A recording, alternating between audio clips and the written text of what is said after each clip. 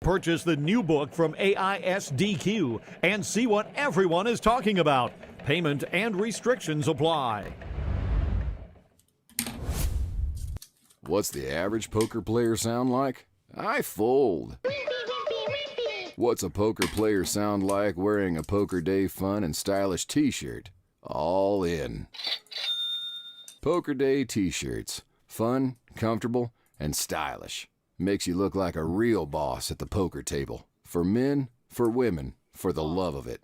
Get a shirt or two at itspokerday.com. That's itspokerday.com.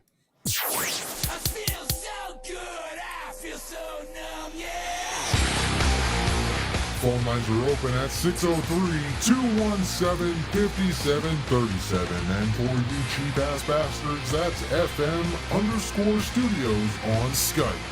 Call in now.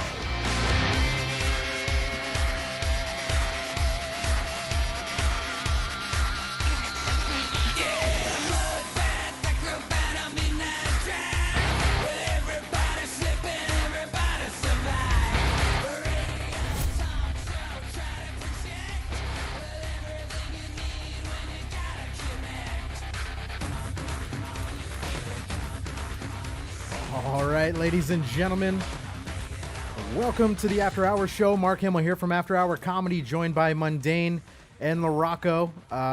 Mundane from Twitch, YouTube, everything streaming related. And then we've also got LaRocco from Camarilla Cafe, who's joining us on the show as well. So, Mundane, how you doing? What's been going on with you? Anything exciting this week? Nothing too exciting. I possibly today found a motorcycle that I might go get. Okay. It's about the most exciting thing that has happened so far. Okay. Now, I noticed that your room is much better lit this week versus last week where, what was it? Someone said that you looked like you were kind of, what was it? You were being interviewed on 60 Minutes or something? Yeah, I didn't really go for that. I just accidentally left the bathroom light on. Gotcha. Let me see. I'm trying to figure out. Man, you guys, I got to figure out how to get rid of that, but that's all right. We'll get on to that in the next one. LaRocco, what's going on with you? Same stuff, different day. Still trying to set up a few things online. Trying to get a few different streams going and stuff like that. Okay. So we should have some stuff coming up soon. Nice. When is the next stream? I know I keep saying this coming week, but I think finally this coming week, we should have a few episodes coming. So. Okay, there we go. I fixed your screen. Look at that. Now it looks good. Got it. All right. So what's the next episode about? Because you had a highly controversial episode planned. Is that what we're looking at? Yes. Oh, okay. That's going to be the first one. That's going to be the icebreaker. And then I have maybe 2 or 3 things set up to follow that. So yeah, we were having a big problem with guests and what certain people were willing to like talk about. I'm not going to really go into details, even though you will pry for them. But I will say I'm figuring it out. Right. Okay. Go ahead.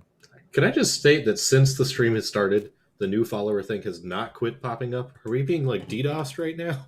Hey, man. Hey, I'll tell you what. If it's genuine, if all of these are genuine, truly, thank you to everyone who's liking the stream. Or is it literally just going through everybody who's ever done it before? It's not even likes, it's follows. It says new follower every time. Okay. Well, look at it. Well, look at that. We all last show was very successful, as you guys saw. So we were talking about that. Mundane is DDoSing us right now. Listen to that shit. What are you doing over there? That's my keyboard. DJ, I have a clicky keyboard. DJ Diddle's up in here. I'm a gamer, okay?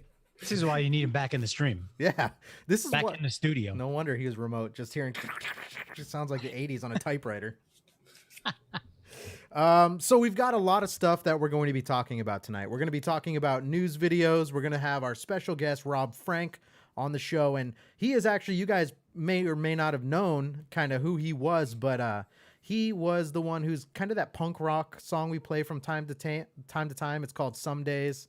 We'll play that during the first commercial break, but he's the one that we're going to be talking to 100%. This is a very interesting interview because this was someone who originally found afterhourcomedy.com, found the After Hours show, and he actually sent us an email and said, "Hey, I'd really appreciate it if you play my music. Just give it a shot. If you like it, I would love to hear your feedback." We played it, and then a lot of the listeners actually said that they liked it, and it kind of rolled over to where enough people told me that they liked the song, so I kept playing it, but then we also booked an interview. So it's a very unique concept, and I'm seeing the likes and the follows go nuts right now. I see what you're seeing, Mundane, Yeah. which is good. I'm not going to complain, so thank you. A lot of crazy names are popping up right now. I know. So, And, even if we're- it is just like going through everybody that's followed in the last few streams, that's fine because then their name gets out there during a stream. It's a good shout out. And we're really big in Arabia, is what I'm learning right now.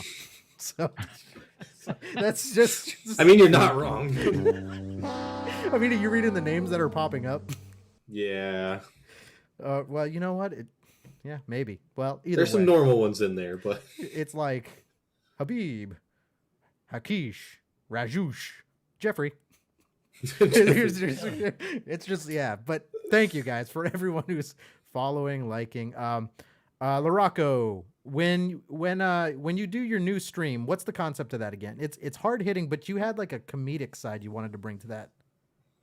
Yeah, so we were just going to go over a lot of the election things.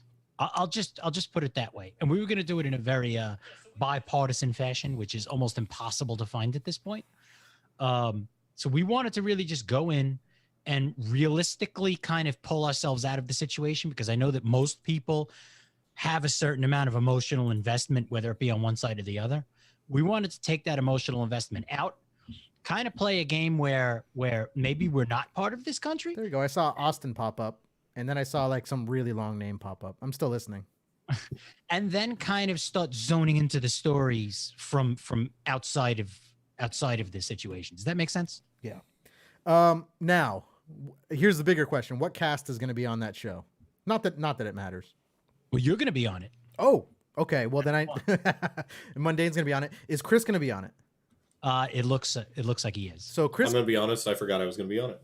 Chris, That surprised me. Chris actually called in last week. I'm actually a fan of Chris. I think I am a fan of Chris. I'm Chris's fan, biggest fan, number one fan, probably. Number one. Number I have to let him know. I spoke to him this afternoon again. Yeah. Well, I did not know his name was Boner, so it kind of dropped like 10 cool points. So I mean that was a little weird finding that out, but he owned it. I mean, he owned the Boner. Yes. Well, his last name, it sounds like his last name also, Oh yeah, we probably shouldn't yell that out, but which I'm not sure yet whether he wants me to. I've said it on the stream a few times. He doesn't sound like he minds, but I don't know if, I'll just keep it in the background. well, we got a lot of. I mean, it's what I'm looking. A lot of hackers like our show, so you might not want to, Oh, that would be a bigger reason to say. Yeah, so just and also shout out his social security number too while you're at it. His birthday, can we get his birth date in there as well? And his mother's maiden name? Yes, I have all of that information. Yeah. Good God, man. All right, so we're going to head over to afterhourcomedy.com. This is kind of a unique week where we're actually going to be talking about news videos. But these news videos, and there we go, Dustin's name popped up. So we're going to be, There I am. Oh, there's Larocco. I think we're finally catching up to the live, like real time. So we're going to be talking about news videos, and these news videos that we're going to be talking about, this first one was actually introduced to me. I still hear that typing, man. I got a clicky keyboard. I It's don't know got a what to tell clicky you. keyboard. But this was something that was introduced to me like literally this afternoon. You guys have clearly heard. I'm just assuming. Have you guys heard of like huffing paint? Of course. Okay. Have That's either? been a thing since I've been a kid. He's like that. He's like, that's what I do. Have either of you guys tried to huff paint back in the day before you could be incriminated for anything? I may have smelled paint deeply before I put it on a wall, because I'm kind of like, oh, I don't want this room to smell bad. But Kind of weird. I've never actually done it, though. No. What about you, Mundane? No, never huffed paint. I mean, like, I've been stuck in a room with paint, but not like wasn't sticking my head in the bucket. Yeah. And I've never been around pain enough to the point where I've started to feel those high effects either, to be completely honest. So this video that comes in, this video is actually, it's a news video. This is something, have you guys, okay, so you've heard of huffing paint. You guys have probably heard about huffing glue. Oh yes. Have you guys heard about huffing Freon? Yes. Yeah. You guys have? This is brand new to me.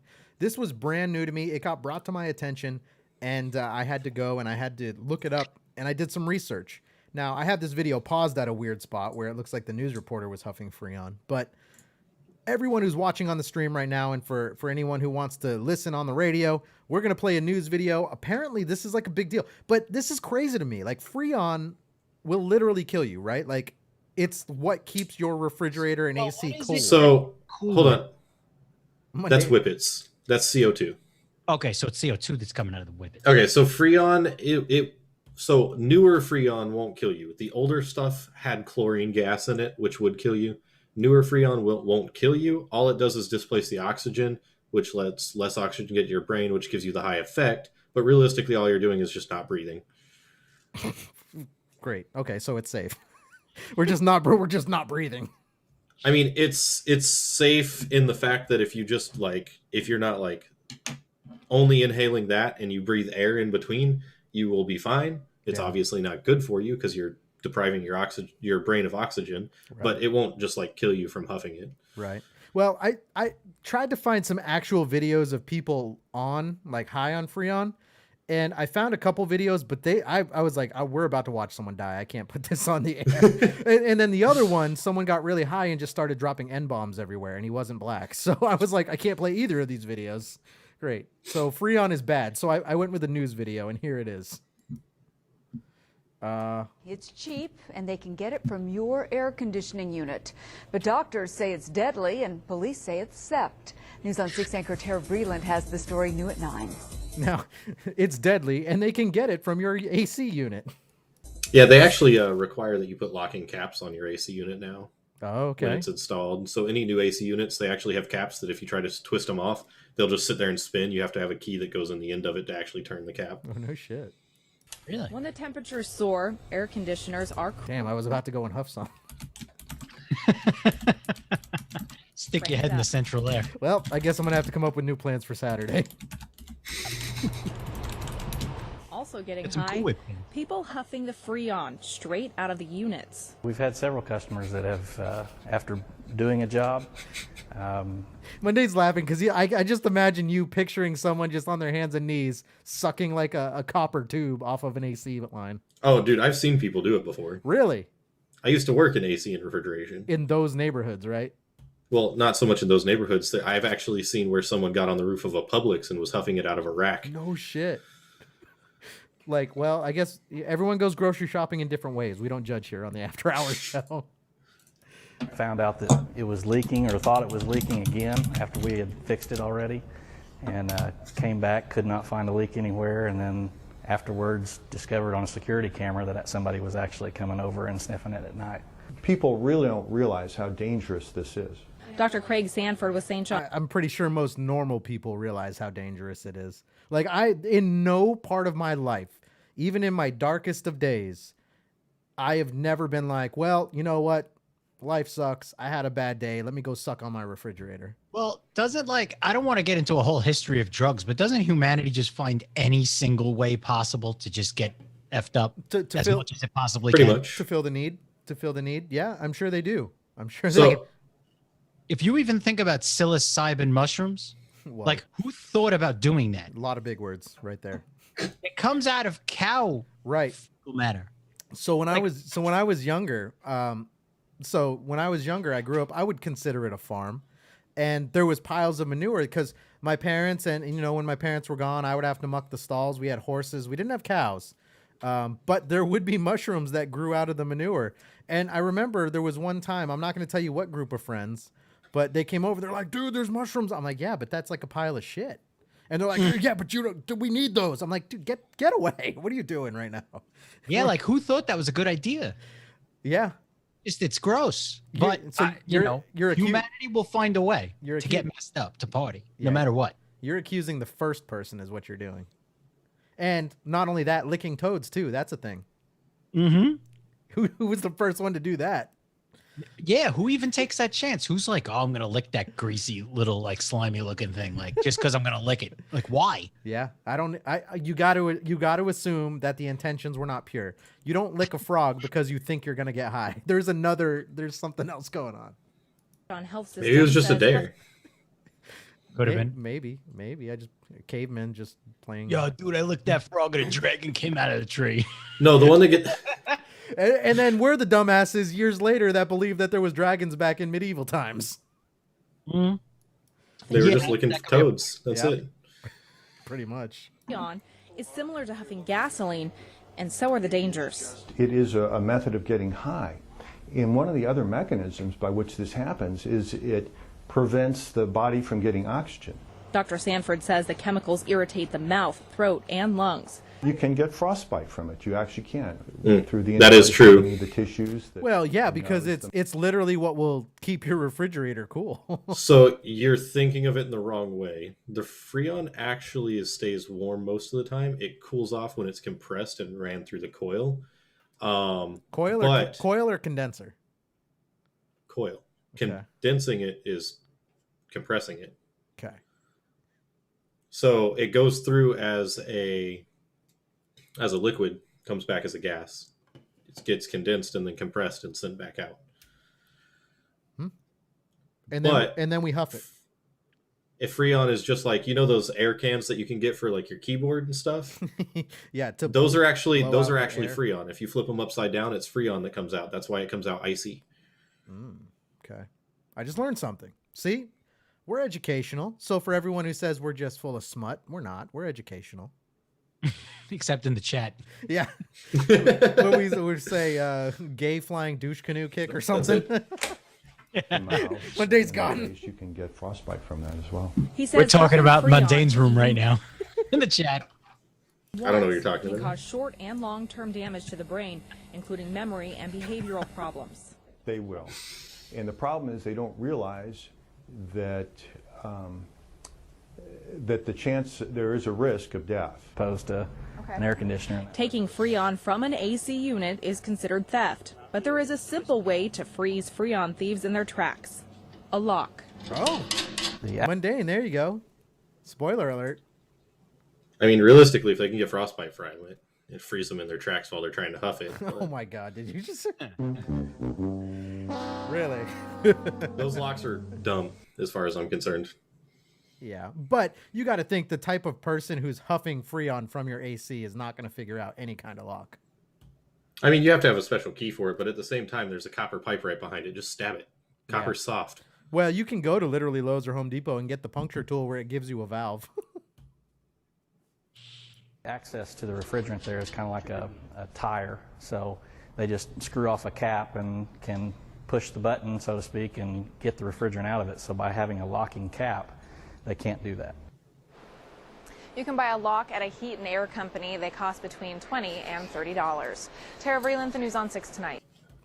There we go. Well, there it is. What'd you guys Something think? out to me. What? So there's a certain refrigerant. There's like R22, which is a type of refrigerant. When you put a flame to it, because on older AC units, if you have to like put in a new unit, the pipes still have a little bit left in it. And if you put a flame to it, it creates this gas called phosgene gas, which is actually the same gas that they used in the gas chambers during World War II. Wow. Nice. And that's what people. My dad literally just texted me that. And that's what people are huffing. Yep, that's what people. Well, R22 is an older one, so if you huff that, you do die. Okay, so those are those couple cases. People are stupid, man. All right, on to another news video. Let's take the news a little bit more comedically. Have you guys seen the exploding whale news story? Exploding. No, but I'm excited to see it. Okay, this is funny. Now, this is a little bit of a longer news story, but I promise you the payoff is worth it. For all of our listeners on the radio right now, you're going to really enjoy this. And all of our listeners that are watching on Facebook or on YouTube are really going to enjoy this. Now, this is an older news story. However, the anniversary of this news story, the 50th anniversary, was just a couple days ago. So that's why we're going to talk about this. Also, why it's going viral again. There was a whale. Let me break it down because the news story is going to tell you, but I don't know if they tell you clearly. What you're looking at right now is a whale that is washed up on a beach. Okay, that whale is big. Now, the easy way to get rid of it, you can't just lift it and move it. So you cut it up and then you would haul it off to wherever you're going to go, right? That's the logical, easiest way to take care of it. No one wanted to cut up this whale. They couldn't find or they couldn't hire anyone to cut up the whale and haul it off. So they had the bright idea of taking dynamite to the whale. And they're going to blow it up, and they're just going to pick up the small pieces. If that is not the most American thing I've ever heard. Yeah, we don't want to cut it up. Just blow it up. Yeah.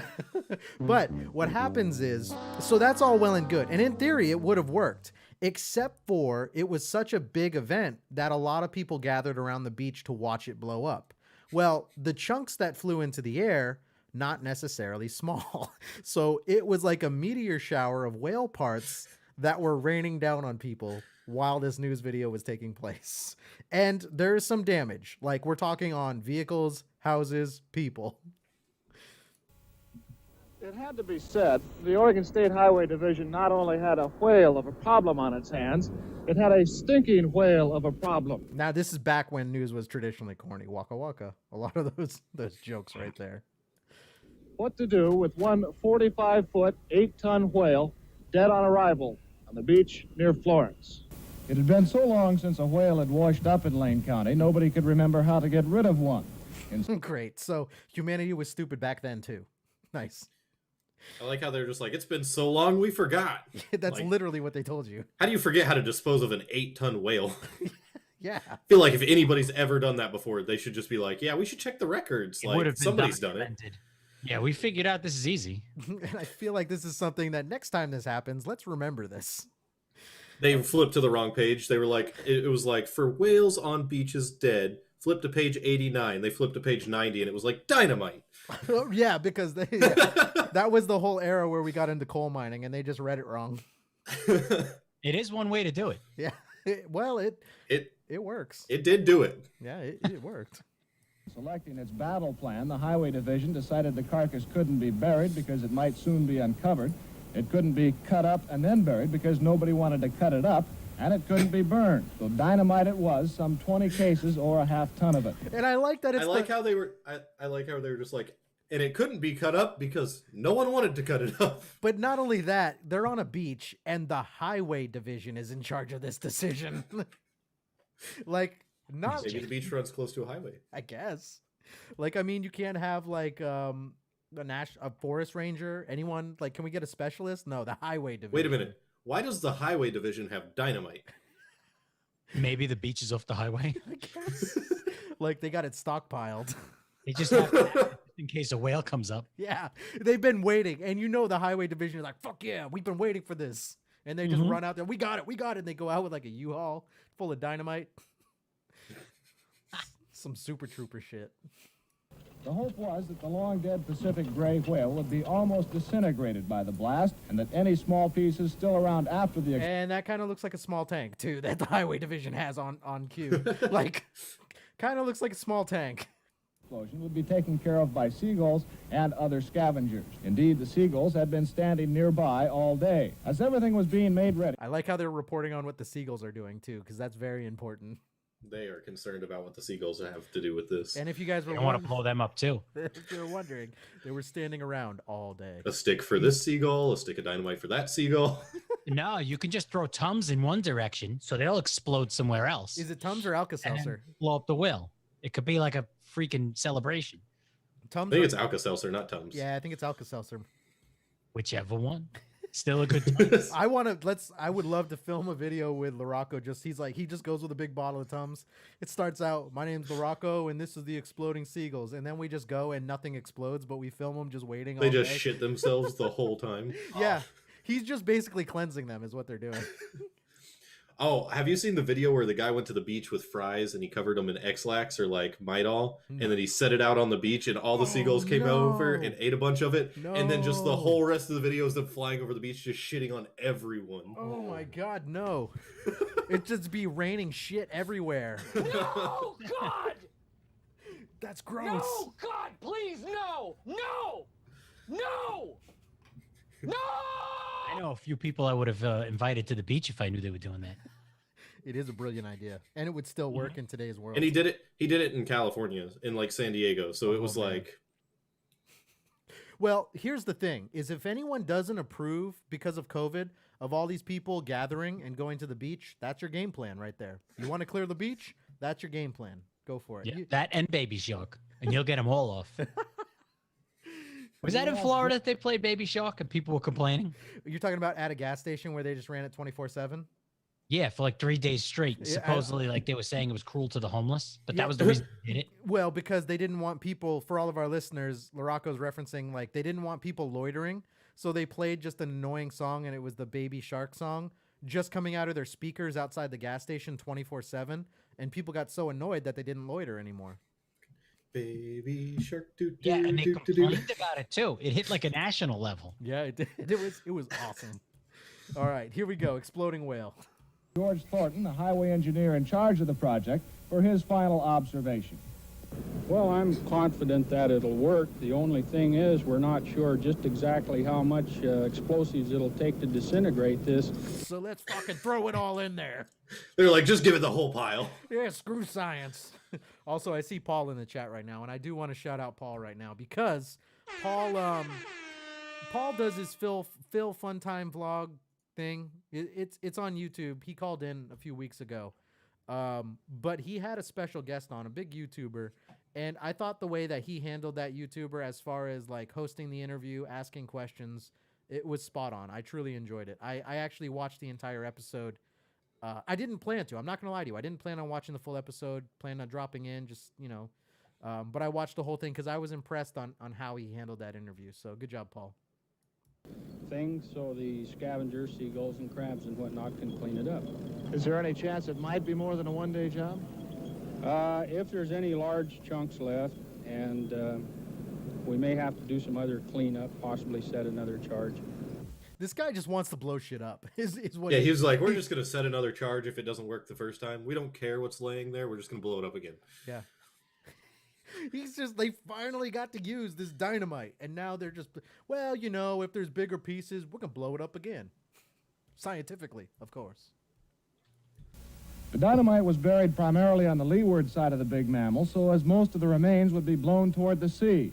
About 75 bystanders, most of them residents who had first found the whale to be an object of curiosity before they tired of its smell, were moved back a quarter of a mile away. And everyone in this video right now looks like they should star in Pete's Dragon, the old original version of it. They look like they should be in the beginning of Jurassic Park. No, they're old. Yeah, they all look like the guy who walks around with the cane and a limp.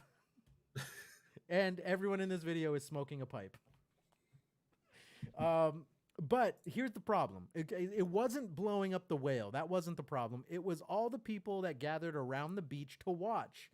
Because now you have a bunch of people in close proximity and you're blowing up a whale with dynamite. Like, they're literally sitting about like 50 feet away from the whale. The sand dunes there were... I don't know. They just said it was a quarter mile. I don't know. That's... maybe. That doesn't look like a quarter mile. Those people are the ones planting the dynamite. They're the ones that were like, we have dynamite, let's use it. That old lady right there? That old lady's not planning. That old lady's not planning dynamite right Maybe there. that old lady had some dynamite. You don't know. She was donating. So she doesn't count in that quarter mile? Yeah, maybe she was donating. Okay, She was like, I got some dynamite if you need some more. But you're telling me everyone else is a quarter mile away. Apparently, that's what they Except said. for this one old lady. That one old lady just really wanted to get up close and personal with the dynamite. She's never seen it before. This might be her last time. Oh, man. Covered with spectators and landlubber newsmen, shortly to become land blubber newsmen, for the blasted blubber beyond all believable bounds. Oh, my God. Can you say that 10 times fast? Last blubber. No, did you hear it? Blubber beyond all Wait, where is it? believable. Covered with spectators. Okay, here it is. It was like the blumbling blah, blah, blah, something. And landlubber newsmen, shortly to become land blubber newsmen, for the blasted blubber beyond all believable bounds. Land blubber newsmen were the blasted blubber beyond all unknown. Wait, hold on. Something I got it. Dunes there were covered with spectators and landlubber newsmen, shortly to become land blubber newsmen, for the blasted blubber beyond all believable bounds. You know they wasted like Close. 5 cassette tapes just trying to get that one line. Or you know why he had that position now? Because he could do that. That was his interview. Yep. He's like, oh, I finally get to use it. He's like, I've been waiting like 30 years for this one very specific scenario, and I finally get to use it. The same thing as the highway guys with the dynamite. Yeah. You know what? Everybody's just having a good day that day. You know what? Now I don't even think this is a real whale. I think they just did this so everyone could do something. The old lady gets to see the whale blow up. The highway division gets to use their dynamite. That's the news anchor got to use his hook. Yep. That's not even an old lady. That's a dude in a wig. Is now what I think. Well, maybe that was just a dude with long hair that was planting dynamite. 5, 4, 3, 2, 1. Oh! People on Facebook, you just saw a whale. I mean, PETA. So I just got an email from PETA, guys. Hold on. So I'm gonna play more. And so what happens was the whale explodes. Like, they were smart about that. It's the 800-pound fin. What they didn't account for was just what Mundane said. The large, heavy body parts that you can see now raining down on all of the people watching. And the cars. Here it goes. And if you look, it's raining down. You can hear it. Yeah, you can hear the thump, thump, thump. Yeah. The highway division totally just totaled someone's car. Yeah, oh yeah. Immediately after the blast, the humor of the entire situation suddenly gave way to a run for some meat passed high over our heads while others were falling at our feet. The dunes were rapidly evacuated as spectators escaped. Mile from the blast site was the target of one large chunk. Look at that. Look at that car. It got hit by a whale piece. That car smashed. Fortunately, no human was hit as badly as the car. However, as badly. They didn't say no human was hit, Harrison. Could you imagine if you were just trying to drive by to like get into work or something and it's just a piece of a whale just took out your car? It starts raining whales. Equipment. For everyone on the scene was that it said everyone on the scene was covered with small particles of death. They're scared away by the explosion. So nowhere in sight. Highway team, you had one job. One job. What did you do to the seagulls? That didn't really matter. The remaining chunks were of such a size that the highway crews were back on the beach. Everything they did just failed miserably. It might be concluded that should a whale ever wash ashore, remember what not to do. I guess that's the takeaway. That's the take. TNT doesn't work. I mean, and don't stream it because PETA DDoSes your stream. Definitely stream it because PETA getting buffered on both platforms. Like as soon as you started the countdown and the whale exploded, buffering. Yeah, we're good now on my stream. It's running smoothly. I can see. Really, I can see it. Like you exploding whales, dude. I can see it. I can see it 100% clearly and smoothly. We haven't dropped viewers. We dropped a couple probably because we blew up a whale, but I don't know. I don't know. I guess listeners in the chat, let us know if it's buffering or whatnot. With a whale. Well, maybe say I didn't explode the whale. This is the 50th anniversary. You can't ignore this shit. I didn't explode a whale. I wasn't on that beach. Does anybody know Mark's a time traveler? He was the guy in the wig. Honestly, guys, I wouldn't be too worried because the chat, everything I'm watching seems pretty consistent. Yep. Paul said, yeah, it's buffering. Is it? Okay, well, kind of bring us back. Ronan. So this video that we're going to watch right now, this is going to bring us back on the karma side of things. This is a kid who, okay, here's a sweet story that will warm your heart, all right? Settle down, people. My name is Ronan, and I think that students should have a little bit more recess. Adults have their priorities, but what are 9-year-olds concerned about these days? Getting laid. Sorry. That wasn't in the news video. And our stream just goes offline. Oh my God. Just that quickly. That's the one that gets rid of it. Hey man, I'm trying to let's push the bounds. I'm just kidding. Well, then again, with what they've been trying to normalize this past year, maybe it'll fix itself. Yeah, talk to Netflix and then get back to me on what I just said. Yeah, that little the cheerleader thing they came out. Which is that still on Netflix or did that finally get canceled? I believe it is. Really? I believe. What was the name of it? They never removed it. Cuties. It was way inappropriate. Like not even just like they could have come up with like a very appropriate cover picture for it, but they didn't even try for that. It's like a way underage kid, like a little kid, in like a 2-piece, like sticking her like skin out. It way over the top. Not even cool. Yeah, well, they knew who they were selling it to, right? Yeah, So it's still on there. immediately- Yeah. They just immediately threw it up there with exactly who was going to watch it from the thumbnail. Yeah. Yeah, it's still up there. I just opened my Netflix and it's still on Netflix. Yeah. Mm-hmm. I've never watched it. I've just even for Now that I'm on some sort of list from searching that. like even for yeah, even for me, like I would never even think about watching that. But like scrolling through Netflix, I feel uncomfortable just scrolling past it. It's just I'm like, come on, like really. I mean, the thumbnail is 2 girls in a washer. I feel like anybody would be uncomfortable with that. It's over the top. It's weird. Anyways, back to this 9-year-old, not those 9-year-olds.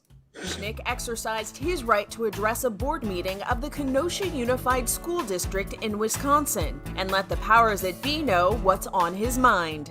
Out of 7 hours a day, in my grade, I only get 15 minutes of recess. That kid is getting screwed out of recess. I'm not gonna lie. Yeah, really. 15 minutes. You at least get 30 minutes, right?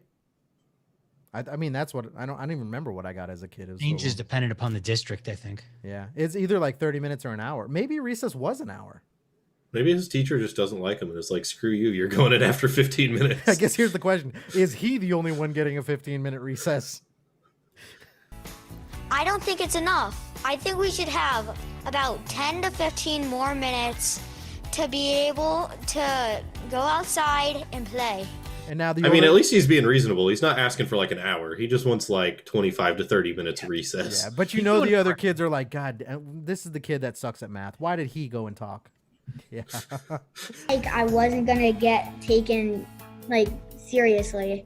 Everyone was talking about COVID and I was worrying about recess. But that didn't stop this 4th grader from waiting almost an hour and a half. I know LaRocco liked that one, that's the meeting's public comment section to make his plea. Before Ronan spoke, his father, Sam Ruchnick, a high school math teacher, told the board why he brought his son to speak. I have thoughts and feelings that I want to share. That has nothing to do with this conversation, sir. He's just like, I'm just using my kid to get in front of you guys. I have comments that I would like to speak about. Yeah. It's like the dance moms. What a dick. He could talk about other issues. I've been confused my whole life. Hey, this is his platform, bro. You don't know. We don't judge. There it is. It's one time to shine. Yeah. And then the kid's like, so, Dad, do I get recess? He's like, son, life's about to get a whole lot better for us. Dad, I always encourage my students to speak their mind. They're usually busy with work and stuff. But I brought my son, and I'm going to give structure set up in curriculum to the same extent that I think they should. I know if I was you or you or me, you would say the same thing. And sometimes too quickly. I'm finished. I have a problem with this video. Okay, what do you got? Is it the dad and the way he talks? Every like 3rd letter of a word he stutters on. Okay. There's like a space, and it's really annoying to listen to. Notice that, but it was like talking, and it was just literally like in the middle of a word, he would just pause and then continue the word. Oh, is he like one of those people who talks and he's like space between words? It was like, say he was trying to say milk, he would be like milk. Cool whip. That's a little weird. Cool whip. Yeah, right? Cool whip. Is But that then cool? again, they said he's the math teacher, right? Math teachers are always a little strange. Yeah, they're also your gym teachers. We know about them. They have Netflix specials too. Yep. Okay, so I'm not entirely sure. But we've got potentially, you know what? This is another, so I feel like we got to bounce back. This is a potential way for all of you that are out there with kids right now. This might be how you have to do Christmas. LaRocco, this could be you. Shit, wearing all that equipment. Always looks creepy. Yeah, but he looks even worse now. Like, why is Santa behind a wall? Did Santa get? Mommy, did is Santa he behind get in a trouble? wall and have a face shield? spreading Christmas cheer. COVID doesn't stop Santa. But this year, Old St. Nick is doing things a little differently to keep everyone safe. What would you like for Christmas? At Bass Pro Shops across the USA, Santa is sitting behind protective plexiglass. Full glass wall and a face shield. You know, a lot of these people who do Santa, they're the same types of people who would become a priest and stuff like that. And I would feel like when you're at the zoo and it would just creep the shit out of me. But there's also that innocence. I don't think that kid knows that at that point. A better sense, yeah, they can't patch a kid down or do any touchy weird shit. So, I mean, there's an advantage to that. Yeah, you don't have the Santa saying, sit down, we'll talk about whatever pops up. Come sit on my lap. Yeah. Mhm. Anyways, here's the happy story.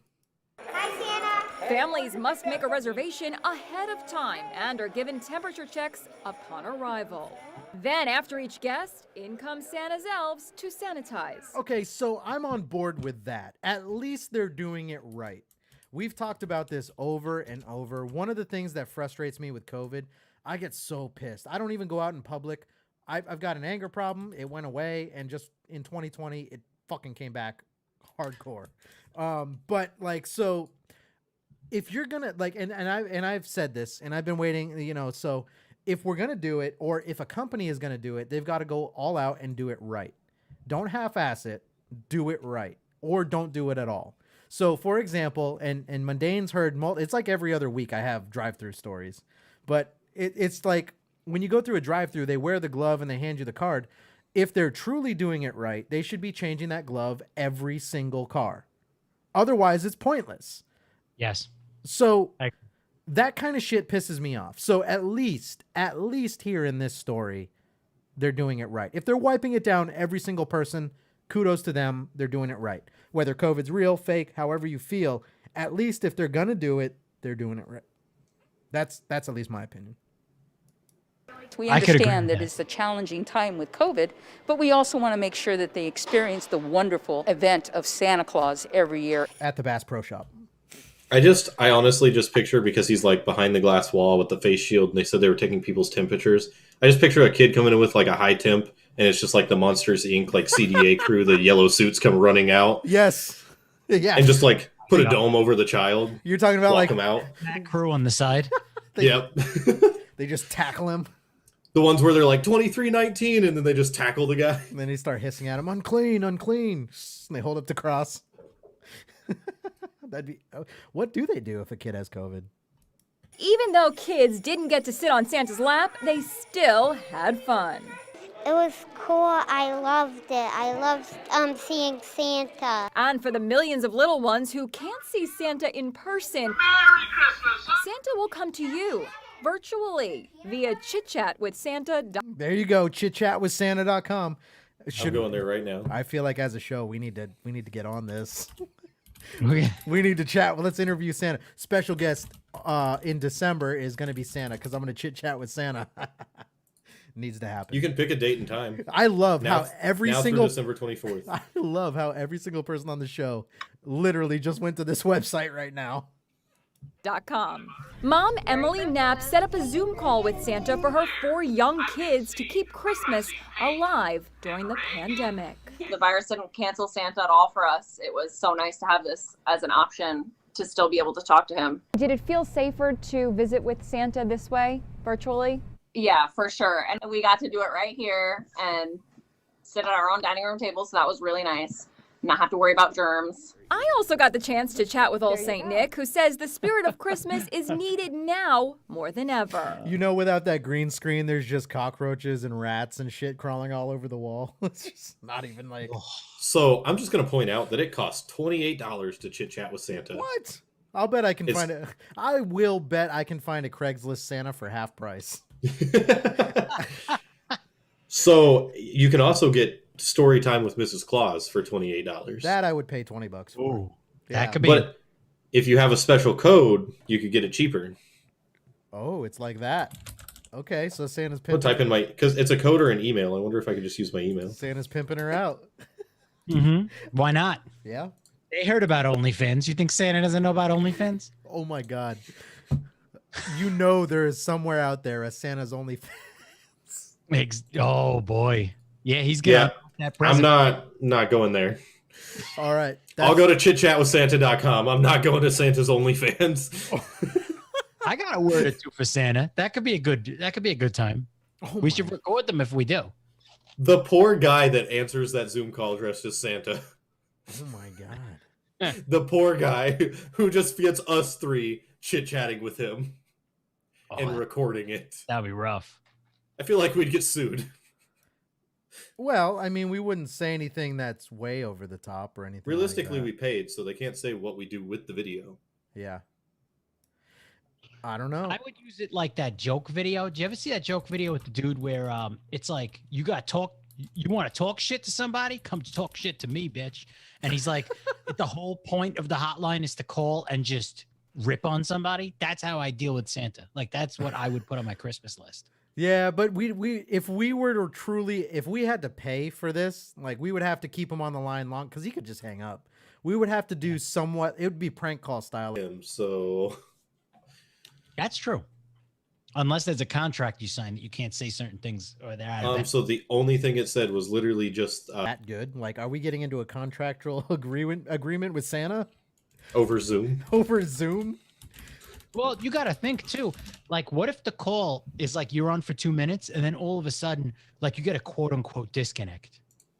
Oh, let's see. Terms of internet or whatever. So this you want to hear the best part? This is very, again, there's the Camarilla I love that angle, the Camarilla Cafe. So this is a scam. They're going to hang up on you and take your money. You want to hear the best part? If you go to the terms of use. This is a red flag. So for all of our listeners who were thinking about booking Santa, he's a crook. This is not Santa. This is not Santa, ladies and gentlemen. He's on a green screen. He's not even at the North Pole, people. He's in prison. That's why there's a green screen. That's why. Because he has no rights anymore. Needs healing. And it needs joy. By the way, we also just bashed Santa for a good 5 minutes. Just Merry Christmas. Well, he hasn't brought me a gift. Oh, snap. That's funny. All right, guys. So what we're going to do is we're going to take a commercial break. When we come back, we're going to be talking to our special guest. There's Spike in the beginning. That could have been probably some of the buffer time. But when we come back, we're going to be talking to our special guest, Rob Frank. This is a very interesting interview. You're going to learn very quickly that, so Rob, he sings fighters. Is it Dave Grohl? Is that the guy who does all that? Yes. So this is literally like a Dave Grohl.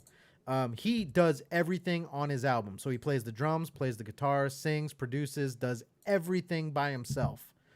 So that's the kind of artist we're going to be talking to when we come back. So also in the future, Larocco, I kind of talked to him. You might be hearing Larocco on some of those interviews when we have musical guests and stuff like that too. I know I messaged you last minute, but it was an idea that popped in my head. I'm like, oh man, Larocco would be really good. He'd probably ask better questions than I could because he was actually in a band. Hey, Mark, guess what? What? I'm at the North Pole, too. Oh, my God. Oh, that's so corny. Oh my God. That is something right now for only our Facebook or YouTube viewers right now. We are making fun of Santa, which we literally just bashed Santa. And now Mundane is, I guess you're at just chilling at the North Pole, man. You're at the so... North Pole. Wow. Things that someone could say is, I'm not mad, I'm just disappointed. Yeah, that's like the bless your heart line in the South. Yeah. Sweetheart. You think they're like telling you bless you or whatever, and they're really telling you, you're a fucking idiot. Bless you, sweetheart. Better one now. I like that. I'm mad. I like that. That one's okay. All right, we're going to take a break. When we come back, we're going to be talking to Rob Frank. Stay tuned, everyone.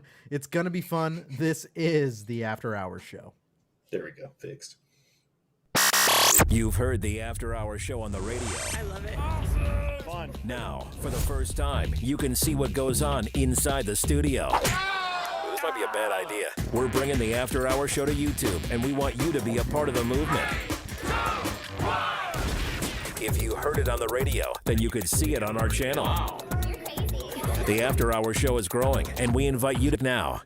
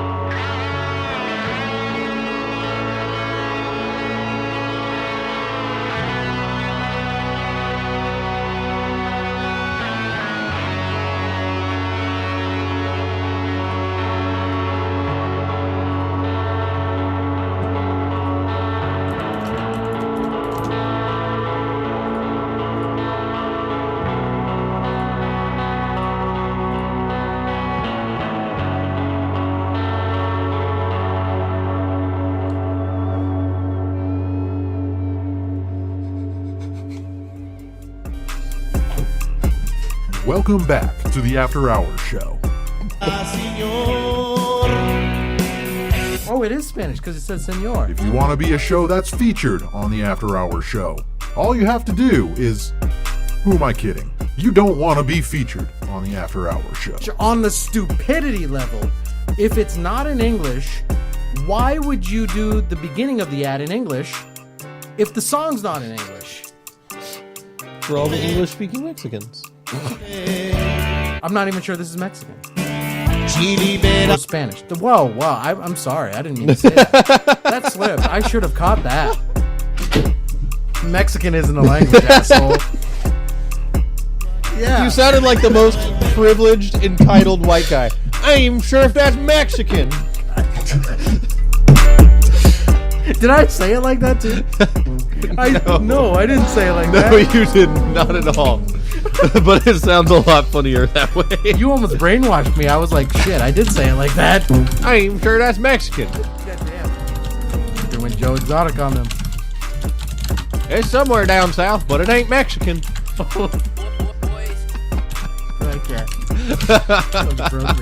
I still can't believe I work for these guys.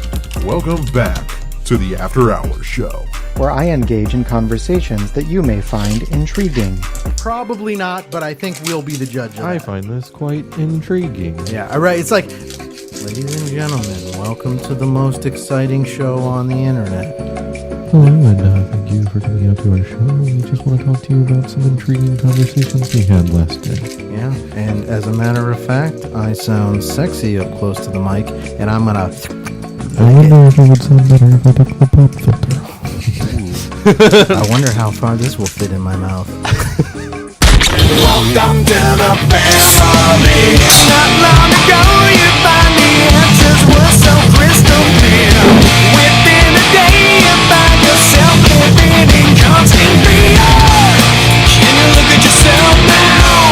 Can you look at yourself? You can't win this fight. All right, ladies and gentlemen, welcome back to the After Hours Show. Mark Hamill here from After Hour Comedy.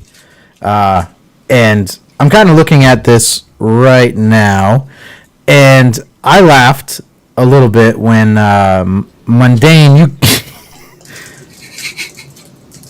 Mundane is kind of going crazy right now with the what filters? Is that what it is? I'm looking at you right now. What am I looking at? Yeah, it's a filter. Okay. All right, I'm looking at Mundane right now with the filters, and I also laughed during the commercial break when Mundane came back. I thought he was sitting there the whole time, and I saw him just sit down in front of himself. I took a picture of myself so I could go grab a drink and a cheese stick just in case the break ended and I wasn't back already. So I can totally just go right over here. The shenanigans. And then boom. And then I'm gone. Well, and so for all of our listeners, that's what I saw, but then I saw him come back and sit down. And I saw LaRocco laugh at that too, because I wasn't expecting it. Yeah, I saw him step in front of himself and then just kind of like shimmy over, and I was like, wait a second. Yeah. What am I looking at? It made me question reality for a moment, or what was slipped in my drink. But once we realized kind of what was going on, I mean, it was funny. It was it would have worked too. Oh my God. So Mundane, I think I've made the decision. You're not allowed to be remote anymore. Getting a little belligerent right now. And he's I don't not agree with that. And he's not even the one drinking. Oh, you can do the peg-legged pirate from Urban Dictionary. Okay, we're changing that now. There we go. So in the chat, I have a quick question. Okay. Which keyboard is everybody referring to? Because me and him have the same exact keyboard, I'm chugging. And it's the same. Yeah, it's about the same. It's Mundane's. It's Okay, I'm good. pretty sure. Hold it's on, here. I'll test it out for you. It's Mundane's. That's what they're hearing. Oh yeah, that's thumping too. Because I think his microphone's on the desk with his keyboard. Yeah, I can't hear yours. Yeah, I can't hear yours. I mean, I can hear LaRocco's, but yeah, not the end of the world. I was trying to figure out how to mute Mundane, but I couldn't figure it out. So it's not the end of the world. Just type a little lighter, man. Type a little lighter. Bro, okay, so listen. Oh, that's brutal. I'm barely even pressing the keys. Yeah. Yeah. Or turn your gain down. That would work too. My gain is almost all the way down here. I know how to fix it. Hold on. It's because it's on his desk. Gotcha. And Okay, hold up. It's on his desk as well. Is this better for you now? Well, I mean, if we're talking, I couldn't even hear that. Like, if we were actually doing the show and talking, I couldn't even hear that. Yeah, exactly. So, like, whoa, dude, LaRocco, did you hear Mundane just lash out right there? He was lashing out at the listeners. I know. He always does. But it's always very in an undertoned way. So you got to kind of like catch him do it. I don't know what you're talking about. All right. So what we're going to get to right now is we are going to get to the interview we did with Rob Frank. Now, Rob is a very talented person. LaRocco, I think you're going to kind of respect this a lot on the music end of things. So he has an EP out, which is kind of what got attention in his direction. 5 songs on it, but those 5 songs, that song that you just heard during the commercial break was actually Rob Frank. And he plays the guitar, the drums, he sings, he produces it. He did all of that himself. So I don't know, LaRocco, did you like that song? Listen to it, kind of? Yeah, it's a pretty good song. I like it. It's catchy. Everything sounds pretty good. If it's self-produced, that's even more. I mean, being somebody, firsthand who's worked their way up to a composer level. Most people don't even dedicate enough hours to get good at one instrument, right? Right. Because I think everybody can be competent at an instrument as long as they dedicate themselves long enough, right? Because then the differential starts with style. Okay. Right. The same reason why we can't really compare two musicians of different genres a lot of the times, because the style's much different. So and different mind behind it too. Right. So if anybody dedicates themselves to an instrument long enough, they'll get good. They'll get, on a competent level. But to take it from one instrument to 2 instruments to 3 instruments, that's a super dedication of time. That's a super dedication of attention. That's like, and it took me years to get to the point of where I am now. So I definitely, I respect that on all levels, because that means somebody really put their time in. Yeah, definitely. So here's the interview. Everyone, if you go to afterhourcomedy.com, we made it real easy for you. Scroll down. Here, you know what?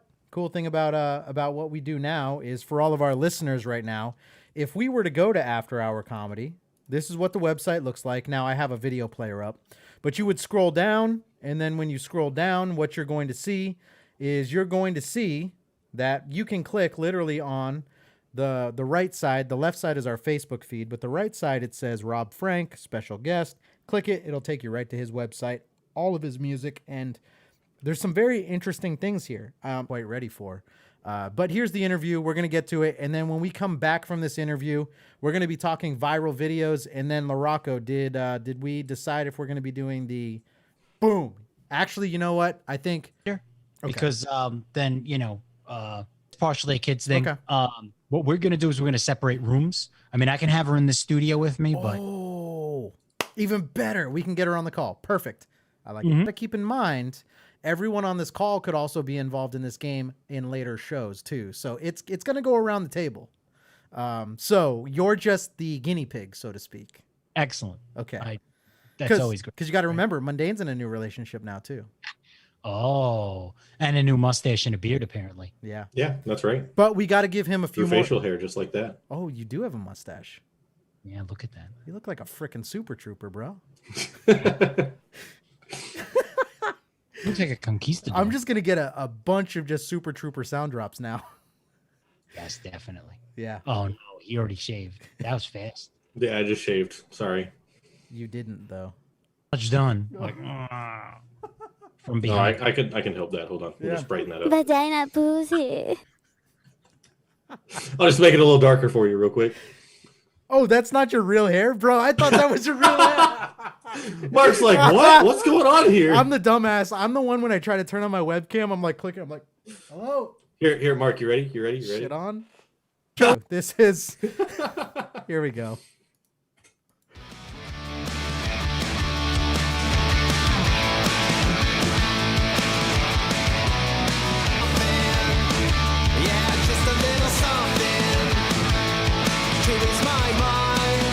All right, ladies and gentlemen, we're back and we have another special guest on the line. I want to welcome you to the After Hours show. Thank you very much. And how crazy. And, for the most part, no different than restrictions or best practices that we kind of have to. The way you term it is your, correct me. Swiss Army knife. A lot of good feedback from your song Some Days that we've kind of been playing on the show, which this is also listener driven. So they were the ones who wanted to kind of get to know you a little bit more. Well, that's flattering. So, kind of on that. Now, for all of our listeners, the song that you guys heard was Some Days. Now, that is on an EP, if I'm not mistaken, called Isolation. And I'm kind of curious, what inspires that title? Truthfully, I was working on the EP prior to the whole COVID situation sort of, taking over everything. And Some Days was one of the songs that I had started, and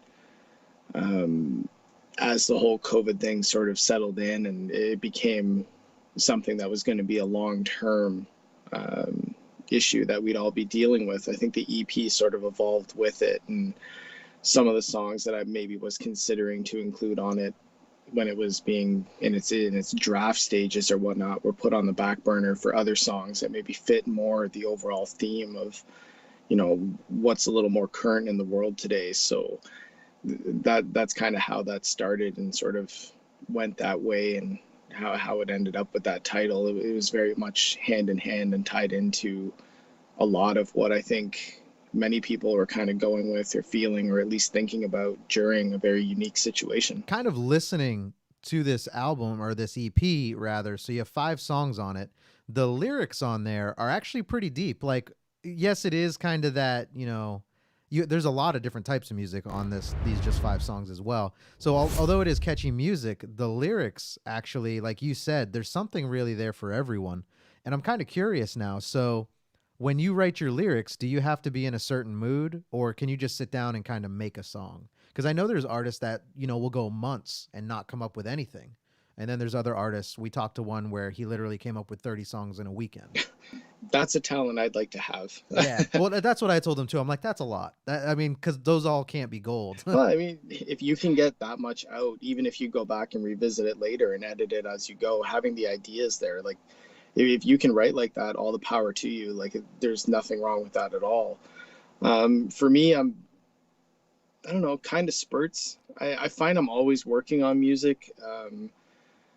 The lyrics, I don't need to be in a specific mood. They just come to me when they come to me. And I guess the best part about being able to play a couple of different instruments and whatnot is that if I'm not in the headspace to be writing the lyrics for the song, I'm working on another guitar part, or I'll transition and I'll start working on the bass, or I'll be playing with the drum beat and I'll record something on my kit, and then I'll just start playing with my guitar and find a riff that goes with it, and just building songs up in a skeletal form. And then when the inspiration lyrically will hit me, or I have an idea that I think fits, I just transition into that and I get that idea down, and then I build the whole song up from there. So I guess that's something that I'm proud of, and I'm also fortunate in that I can kind of transition from one role to another. So I'm never not really working on music, but I do write lyrics in spurts. Now, kind of for all of our listeners too, if you head over to any, whether it's SoundCloud, Spotify, YouTube, you can hear all of Rob's music there. But because you play all these different instruments, it's kind of interesting. So do you find yourself kind of, when it comes time to figure out what songs you're going to put on an album, do you find it hard to get rid of some songs that you might have put a lot of work in, maybe more so than other artists who are just doing one thing, whether it's singing, guitar? You're doing it all. So there's a lot more work that goes into it. Do you find it harder to kind of cut songs from an album? Honestly, no. I think one of the things with working on my own stuff is that you have to be very critical of what you're doing, because you're not working with anyone else to be critical with you through the process. So, when I'm doing something in a band setting, and I'm talking to the other people involved, we'll roll ideas off of each other, and how about this? How about that? What does this sound like? Why don't we try this? Why don't we try that? When I'm doing it essentially alone, I'm having those conversations with myself, and I really try and challenge myself to, okay, I like that, but a week from now when I listen to it, will I try something different? Am I willing to take something that I like and, modify it and see if I like it more or less? I feel the songs that get released are meant to be released, and the songs that get cut, they get cut for a reason. So, sometimes there's a lot of work that goes into them. It's just the cost of doing business, I guess. Right. I think it's good to be able to separate like that too, because I've also seen some artists that get so tied to a song that they like, but maybe everyone else doesn't like, that it could potentially do bad things for their career. I've stopped worrying about that. And I'm not trying to sound like a, in any way ignorant, arrogant. It's just, I've put out songs that I'm like, oh, people are going to love this. And it's like, meh. And I've put out songs where I'm like, I like this, but I don't think anyone else is. It's just something that means something to me. And, it's one of the more favored tracks. And I'm like, well, I don't know. I'm like, it's up to the listener. I let them decide, and to each their own. Everybody likes what they like. So I'm just grateful that they, seem to take to something and don't overthink it. Absolutely. I think it's more enjoyable that way too. So that way you're not stressing out. I feel like you'd be putting a lot of unnecessary pressure on yourself, always trying to please other people versus just staying true to yourself. Well, and you can't, right? Like you're working in an environment where there's no chance of pleasing everyone. So you're stressing about it's even worse. You're essentially just putting more barriers in front of yourselves in order to try and complete something. Now, for all of our listeners, go check out Rob, and he's got a website. It's robfrank.ca. That would be what you put in your URL. So type that in, and that's literally where you can find all of his music. There's also some other interviews that are up there, some pictures. You can read a little bit more. I've seen you've done a lot of written interviews as well too. So I find that interesting. Yeah. I mean, it's been nice with the Isolation EP. It seems like a lot of people have, sort of shown it some love or taken to it. And I've had the opportunity to promote it, and with COVID and live venues not really being much of an option, or a very limited option, it's been nice to promote the album and have those songs heard through, maybe a different avenue, or one that I wouldn't be pushing as much if things were sort of the status quo regular and I'd be out playing and things like that. So yeah. I've kind of taken the time away from performing, because it's not really on the table, and I've been putting it into how can I get these songs heard in different forms. And the reception's been good, and I'm grateful for the people that have taken the time to show it some attention and help get it out there. And it's different, but it's unique and it's kind of cool in its own way. Bringing up the whole COVID thing has changed a lot of things for a lot of artists. So I don't know how many shows you were doing a week, but that might have potentially closed down completely for you. I'm pretty sure it did right at the beginning of COVID. Now, the interesting thing is a lot of artists have had to adapt and kind of change how they do things. And for all of our listeners, Rob hates music videos, especially ones that are kind of long, like your movie style music videos. Have you found yourself kind of having to go and do what you hate because of COVID? No, I don't. And hate might be a strong word. No, that's not true. No, I know that sounds a little weird, but it's just I've had so many songs that I really, really like, or that means something to me, and I'll turn around and I'll watch the video. I'm like, really? Like that's what it is, or that's what it is to you? And I was like, like whatever. I don't mind videos that are like a live performance put over the studio track, and it's just like kind of a cool visual or something you can sort of just watch while you're listening to the song. That's all right. Yeah. But I don't need a mini movie that's, like, just the listener decides what the song means to them. I can tell you what the lyrics to all my songs are about, and you could literally turn around and be like, well, that ruins the song for me. This is what it means to me. Right. Yeah. Whatever that is, that's exactly what the song means. Whatever the listener takes to it, whatever it means to them, whatever the connection is that they have to it, that's exactly what the song should be. Now, kind of on that, let me it's a cheap way to get views. I mean, it is, but like also if you had the ability to do it, wouldn't you? Potentially. It's easy for me to sit back and be like, oh, I'd never do that. Well, guess what? I can't. Yeah. So like, and you said it on air. So the moment you do, you're a sellout, just so you know. Yeah. Exactly. A little bit different if you're hanging out with these people and they're like, hey, can I do this? And you're like, whatever. Yeah. Before COVID hit, from what your site looked like and kind of everything I've seen is you did a fair amount of shows.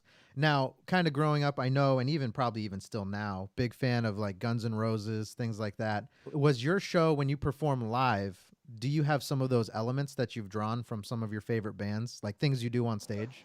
I don't know if there's any specific thing. I just sort of have the mentality that when people are forking out money to go and see somebody perform, it is about the music first, but there also has to be a little bit of entertainment built into that too. Like you have to have some stage presence, you have to have good audience interaction, or you have to, you don't have to force something, but you should at least kind of think about what people are watching and what they're looking at and what they're paying to see. Like you look at a band, say like, I don't know, like Motley Crue.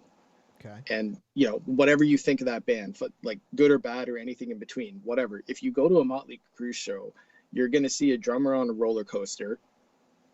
You're going to see mass pyro. You're going to see a stage performance that usually incorporates other elements, whether it be motorcycles or carnival dancers or suspended from the ceiling sort of trapeze stuff. And you can listen to their records and hear the songs. So if you're going to go and see them live, like I want to hear the songs and I hope that they play them very well. But at the same time, like entertain me while I'm there. So I try and keep that stuff in mind, and you work with what you have to kind of put on the best show possible. But if you're just going to stand there and strum a guitar, good for you, I guess. Now, for all of our listeners, we're talking to Rob Frank, and we're talking about his newest EP, and it's got 5 songs on it, but the EP is called Isolation. Now, Rob, kind of curious about this. So if we were to send people to your Twitter, they can send a request, but initially it's kind of locked down. Like you can't actually see any posts or anything like that. So are you kind of a reserved person when you're not in the quote unquote spotlight? I mean, the way I look at it is if you're interested and you want to follow, well, that's great because, you're letting me know that you do. And for that, like I accept, and, we kind of, I guess you get access to see the stuff that I post and whatnot.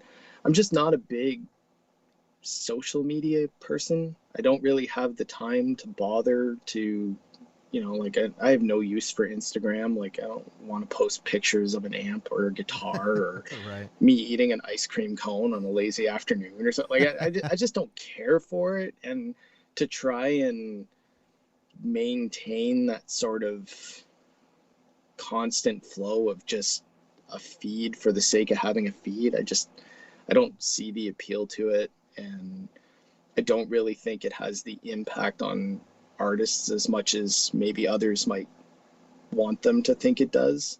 Right. I think social media in general, I think it started out just like everything else as a very useful tool that you could use to separate yourself and do something unique and stand out. I think now everybody's got it, and it's just like everything else. This is this massive pile of stuff that, you know, most people don't have the time to weed through or bother to search through.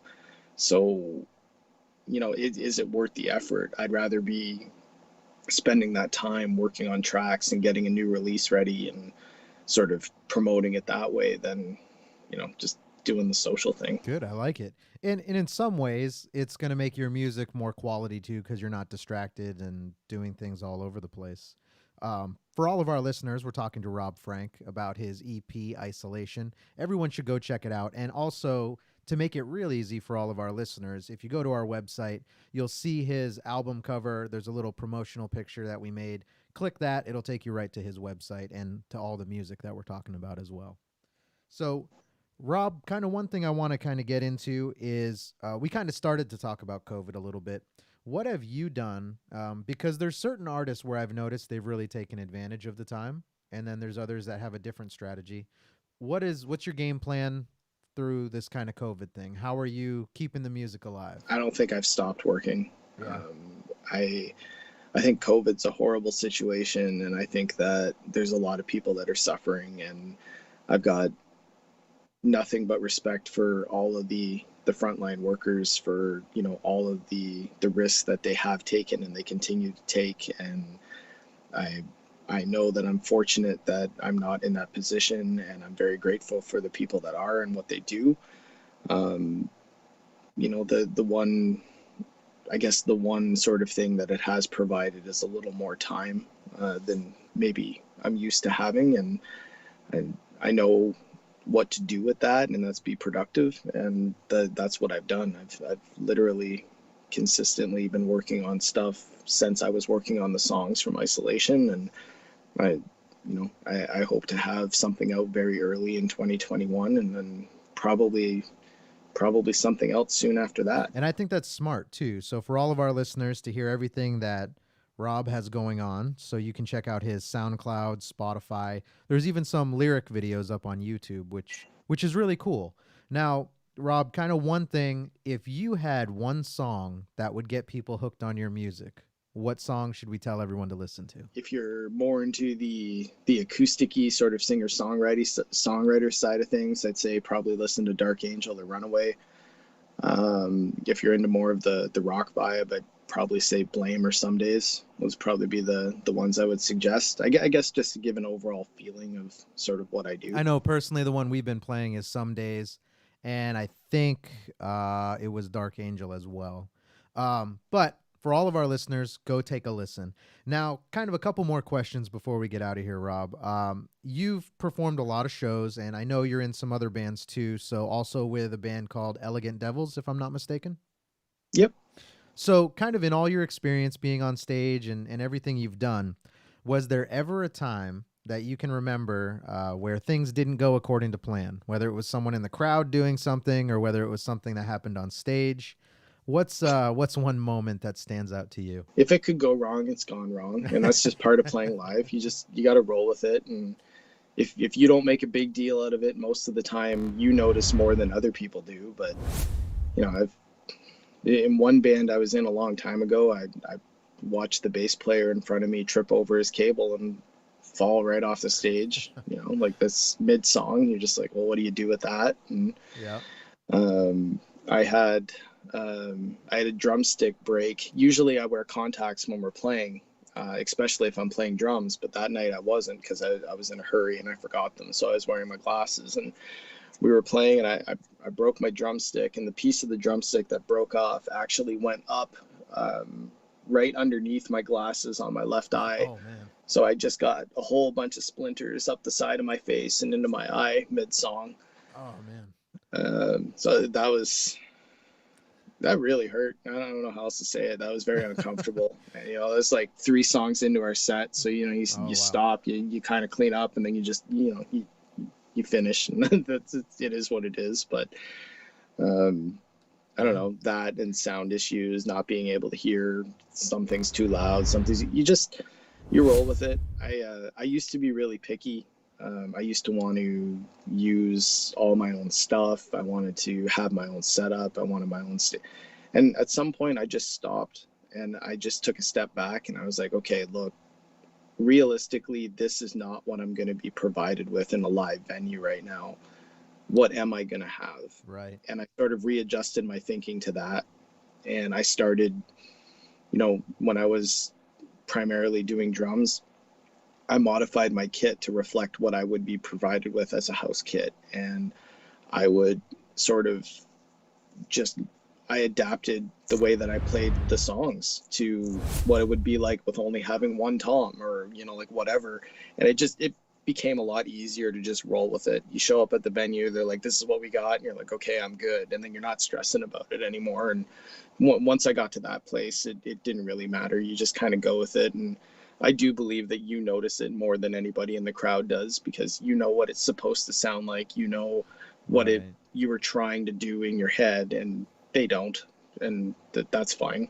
No, I think that's actually a great point. That's kind of one thing we've always said is you don't practice for when things go right. You practice for when they go wrong. Exactly. And even if it is something that's noticeable too, like if you just shrug it off, or you have a good laugh about it or whatever, they do too, and you just move on. Yeah. I feel like that goes with the territory. Now, Rob, kind of one last question for you. We have a lot of people in our audience that actually do play music, whether it's acoustic or they're in bands. Actually, there's a host on the show that also kind of through his whole life has been a member in different bands.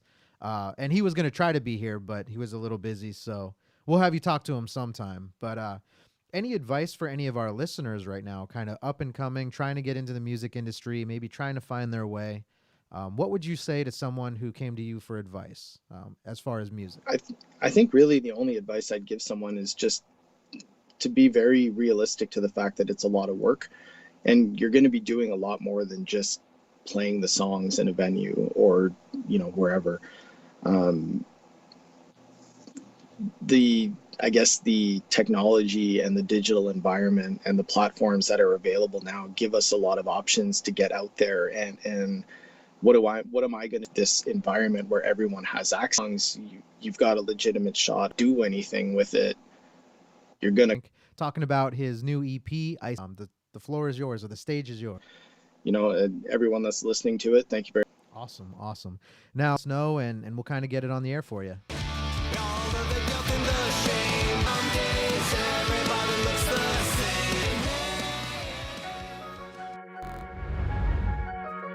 Welcome back to the You ready for a dad joke? That car. Play the actual sound. Come on. Well, isn't it ironic that Poppy wants you to pop her cherry? Oh, God. Yeah. Just stop. Oh, isn't that ironic? The box says nothing about the box. I'm just staring you Come down on. right now. That was People funny. who are watching. I couldn't see it. I wasn't looking. I was looking. Is Dad Jokes. Coping, but my dad. Welcome back to the show 94, or Skype in. Right, and astrocartoons.com.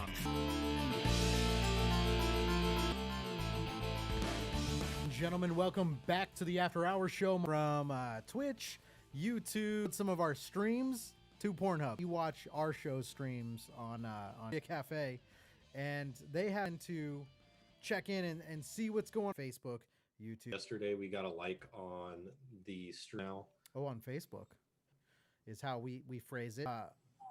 Laraco, I don't know what you just into the Zoom for the game you wanted to play, but I'm not sure. Is an adult film star that we actually we interpage.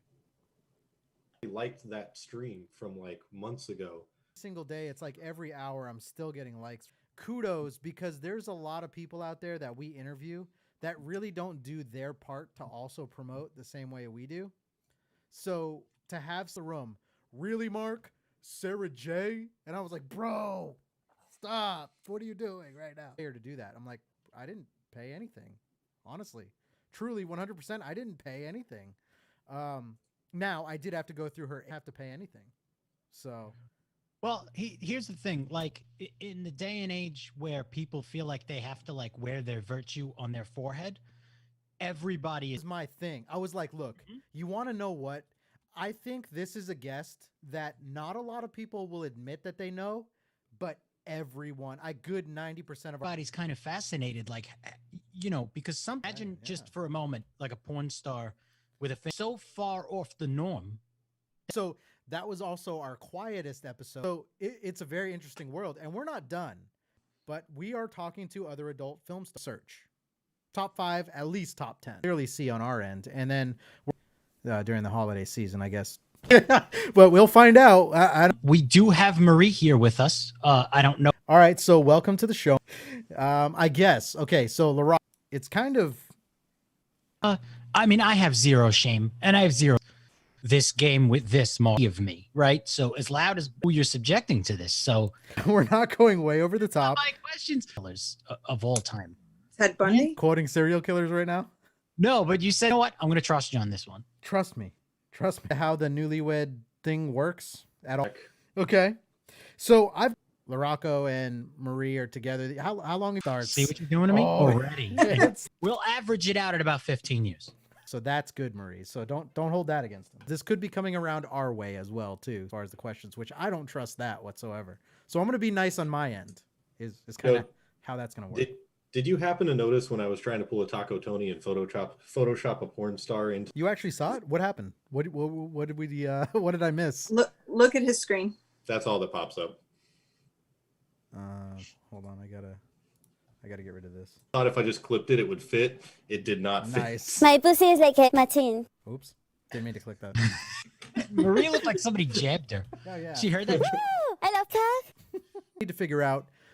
There's 2 ways we can do it. You guys can write down your answers, and you can hold it up to the screen at the same time when we ask you to. Easier for you. I set up my has an iPad that she can write on as well. Yeah, or Facebook or YouTube. Well, Mundane's also a host, a game show. Now, I'm not 3 questions. It'll be fine. Somewhat chaotic version of the Newlywed Game.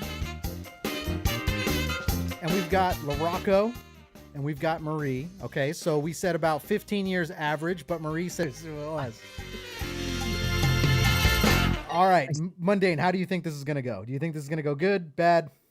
I think it'll go. So kind. Jesus loves you. There's Ginger Bimbo. Ginger Bimbo. Ginger Bimbo. All right, so here's the first question. So the way it's going to work is basically, I guess, just write down your answers, and we'll go back. I guess, Mundane, you want to give them 30 seconds, 60 seconds? What do you want to give them on the clock right over here? I'd say 30. 30 should be fine. Okay. 30 seconds is a lot. Oh, here we go. Gotcha. Okay. So we've got a 30-second timer on the clock, and I'm going to kind of put that on there for you guys. First question, all right? So you guys are going to write this down. And we got 30 seconds on the clock right there. And who do you want to see reactions? Meet. How do you remember it? So I worked there, and it was an acquaintance, co-workers. Okay. At least to my knowledge. Okay. So anyways, yes, he was the second or third time she had come in that he had come over to me and said, she wants to talk to you. So I was like, okay. I like it. I do remember seeing her come in before. Cool. Oh, nice. Is that, but now this, what was the first impression Marie, what was the first impression you had of the rock? And I guess you can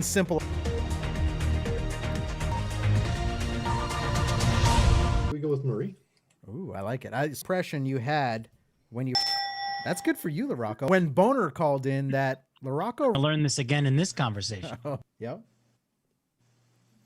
Correct. That's exactly what he just, there's really not much more to go on that one. So your first kiss. All right. Where?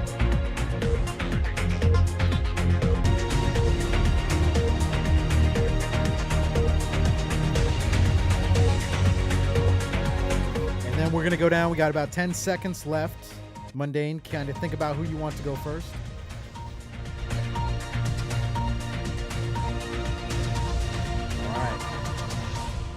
All right, Mundane, who's going first on this one? I figured at this point we just alternate back and forth, so I that'd like be it. Larocco. Larocco. All right, where was it? He says a friend's apartment, and he gets specific. So where was your first kiss? He goes, a friend's apartment, and he also, in parentheses, says Ricky's apartment. All right, Marie, does that match up? What did you put on yours? So Ricky's apartment. Dang. She put Ricky's apartment too. Nice. I don't know, Mundane. They're doing a lot better than I thought they would. Maybe I should have had you and your girl get on. You forgot yesterday. He's like, oh man, last Thursday, what did we do? This is 16 years ago. Yeah. That's why I thought you guys were great candidates. But you want to know what the good thing is? That's a solid relationship so far. So let's kick it up a notch. So far. Like how you have to Don't throw ask that me in what we there. did last week, because that I don't know. Yeah. All right, here we go. Next one. This is one that could potentially be different.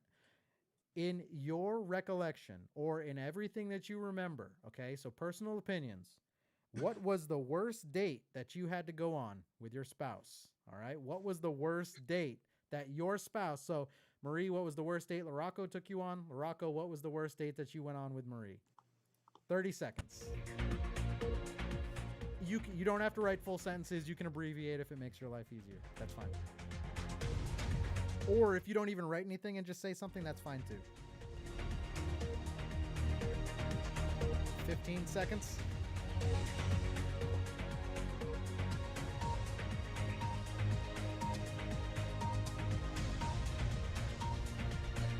Four, 3, 2. All right. Mundane, who's going first on this one? It's Marie, right? Yeah, it's definitely Marie on this one. All right, Marie. What was the worst date that Larocco took you on, or that you remember with Larocco? That is a very tough call, but I would have to say there's that many, huh? concert that we went to. Okay, it's a concert. Okay, which seems like a big deal because Larocco plays in bands. Like that could be his own concert. But Marie, what was the No, it wasn't. Okay, so what happened on this date? We went to see Faith No More, and it was a good night, don't get me wrong, but we just got very, very drunk. Okay. And I was not feeling well, and nor was he. But okay, we ended up scoring tickets to go this next night, and we went back and kind of did a redo. Oh, okay. So I think Larocco, I mean, that speaks good for you. Wasn't necessarily because of anything you did. Who, me? Yeah. Oh, well, I remember the story. He was sweating. Now- that whole time he's like, oh, shit. Oh, Now shit. you can rewind the tape and notice that my right hand never came out of the camera. It's like, oh my God. What did you The say? first one. Faith No More concert? Wow. He even got the first one in there. Dang, Yeah. man. He went Because all we in. scored tickets for the next night, and then we went back and did it again. Wow. Mundane, I'm kind of impressed right now. Like, I feel like this is something we need to strive to be, is what I'm learning. All right. Ooh, okay. So you guys want like a recent thing. This is going to be interesting. Let's Didn't say see. we want a recent thing. We just All right, here we go. I guess this is going to kind of help build your relationship, so to speak. So for Marie, what were your, now you're kind of guessing for the other person. So for Marie, what is one thing that you think Larocco loves about you the most? And then also Larocco, what is one thing that you think Marie loves about you the most? Okay, so you're kind of guessing for the other person. So it's a little bit arrogant. What quality Would there be no right or wrong in this one? There would be no right or wrong. This is just purely just fishing for information, I guess. But I guess what we're looking for is what is it's kind of arrogant in a sense. What quality do you have that you think the other person likes the most? Again, 30 seconds. And then Mark's over here trying to figure out password hints. So I'm trying to guess what she does, and she's trying to guess what I do.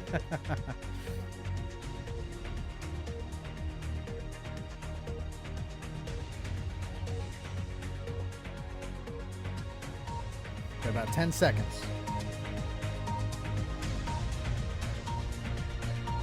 I mean, what makes this tough is that it's being syndicated.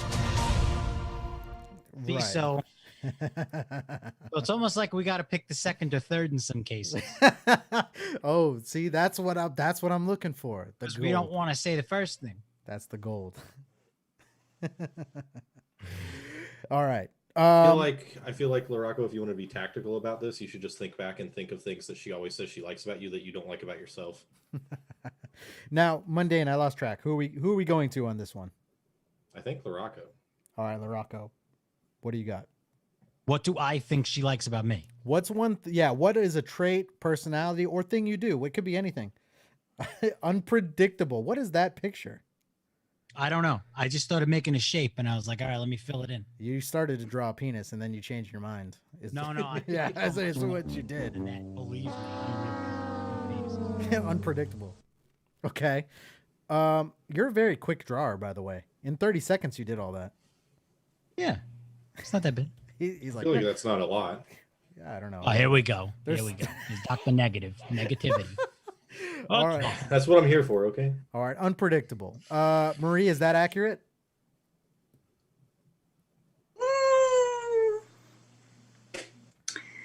That's no. Sometimes. No. Sometimes I like that, but I wouldn't say that that's what I like most. Okay. Dun, All right. dun, dun. There we go. But nonetheless, it's a great picture. All right, Marie, what's one thing that LaRocco likes about you? Oh, My ass. your ass. Bam! It's up there. LaRocco, is that accurate? Yes. Okay. Completely. What are yoga pants? I feel like that was a trick Russell. question. Yeah. Okay. LaRocco definitely has a guy's mind in this sense. Well, he also in He's just like ass, yeah, that'll do it. last week he told us, he's like, yeah, I'm very infantile. I don't deny it. I mean, I make better decisions than I did in the past, but I'm still a kid. I don't I don't fight the traits that people assume make you a better or worse person. I don't Well, I would agree with that. You don't want to fall into the quote unquote norm because then you're just a sheep. But well, it's not just that, but I never ever fake to be something I'm not on all levels. right. All right. You guys ready for kind of phase 2 of this? Yeah. All right. Phase 2 is Mark's questions. Yeah. Oh God. Phase 2 is my questions. But we're going to ease into it. All right. We're going to ease into this. Now, next question. What are your thoughts about your partner's ex? I don't know if you guys, if you've been together a while, it might be kind of hard to go back on that. What if you could say your honest opinion of your person, like, so Marie talking about LaRocco's ex, LaRocco talking about Marie's ex. If you could say anything right now on air, what would you say to that person? What do you think of them? What are your true thoughts? All right, here we go. 30 seconds.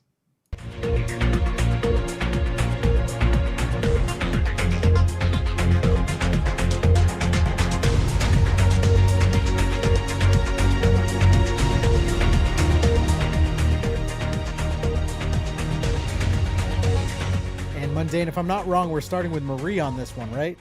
That would be correct. Okay, 10 seconds, 5 in a second, 4, 5, 4, I can't count, 3. This is how you can tell I'm the brains. Yeah. When I'm literally looking at a timer and I still can't get it right, that's how you know that Mundane is the smart one. All right. I already forgot. Mundane, who are we starting with? Marie. All right, Marie. What do you think about LaRocco's ex? So my mom brain is censoring it, but I would have to say that she's a cunt. Nice. I like how you censored the words, but didn't Yeah, but I actually said censor it, what you yeah. said. Oh my God, I like that. I mean, that's pretty straightforward, right, Mundane? Yeah, I would be impressed if LaRocco said the exact same thing, even with the stars. Yeah, yeah. This is pretty much what Marie is saying about not Mundane's, LaRocco's ex. Okay, so if you guys don't know that song, that's the cunt song. It's all the way. The cunt song. What the? Where? I'm trying to find the right spot. Where is it? Oh, here we go. This is what Marie thinks about LaRocco's ex. You are a cunt, cunt, cunt, cunt. A big fat stinking cunt. Say it ain't true, but I need to tell you, you're a motherfucking cunt. You are a cunt. Now we got to talk over this every now and then, or we're gonna get copyrighted. I like this song, to be honest. Toes, you're a big fat stinking cunt. That's This it. is something I would listen to on my way to work. Oh yeah, this is something I listen on my way to work and after work too. It makes me feel. I'd probably be saying this to the other drivers around me as well. Yeah. Now I see. Sometimes I just want to stand up in front of everyone at work and just play this video.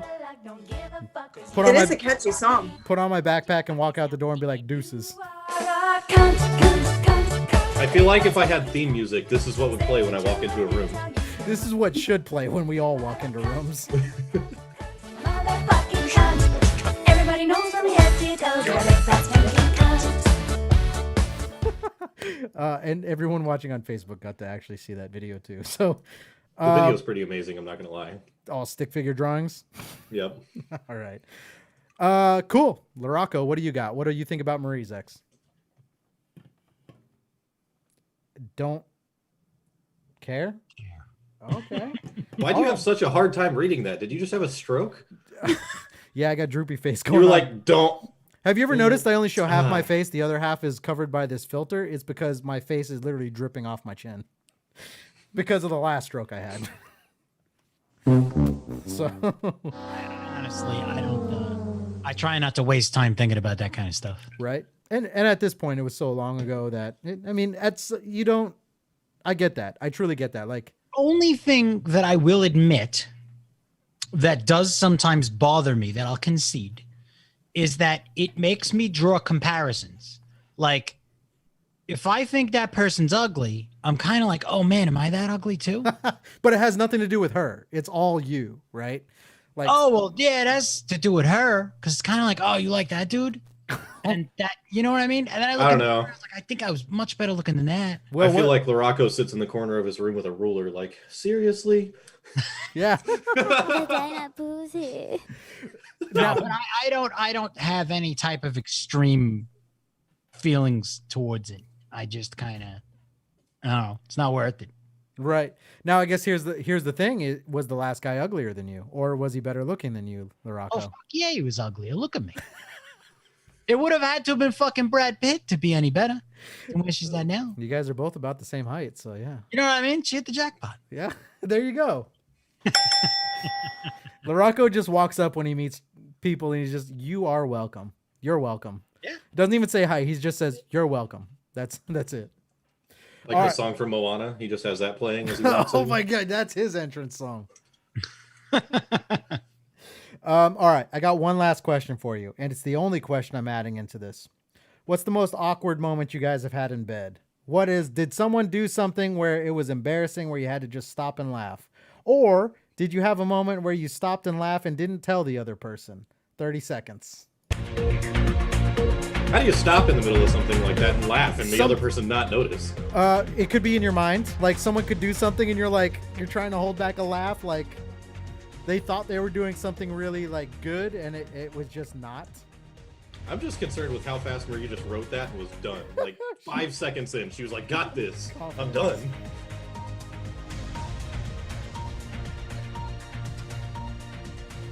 All right, here we go. All right. What do we got? Mundane. I don't even know who we're starting with on this one.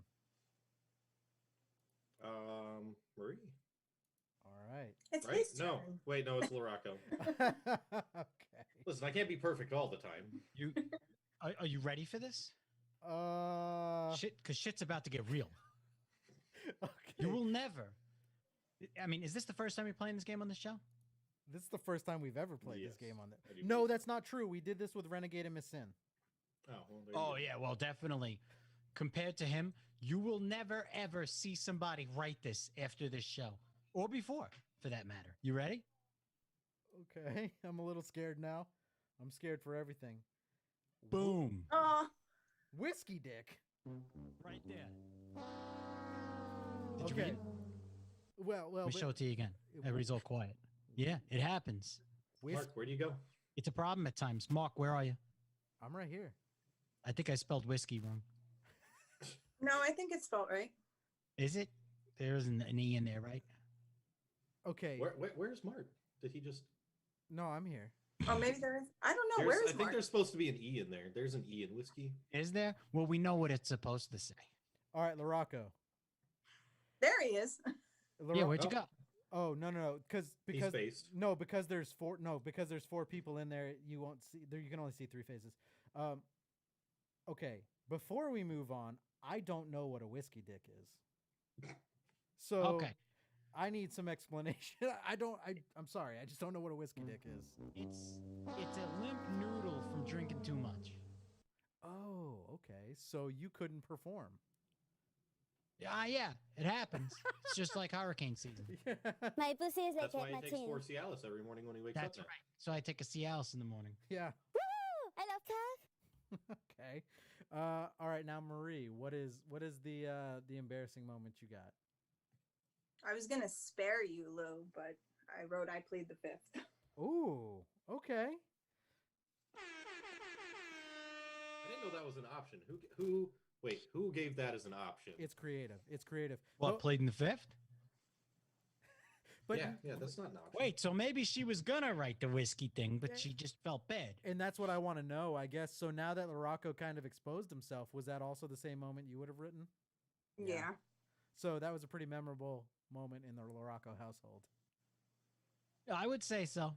Was that after the first concert? You said embarrassing, so I mean, like I said before, I can't advertise myself as an honest person and not put that out there because that is pretty fucking embarrassing. There you go. There you go. And that's the stuff. So, But it's a self-inflicted embarrassment, right? So you got to drink way too much to be in that. So and I'm gonna tell you what. No, it is what I'm gonna did that to yourself. I'm gonna make you feel a little. Exactly. I'm gonna make you feel a little bit better.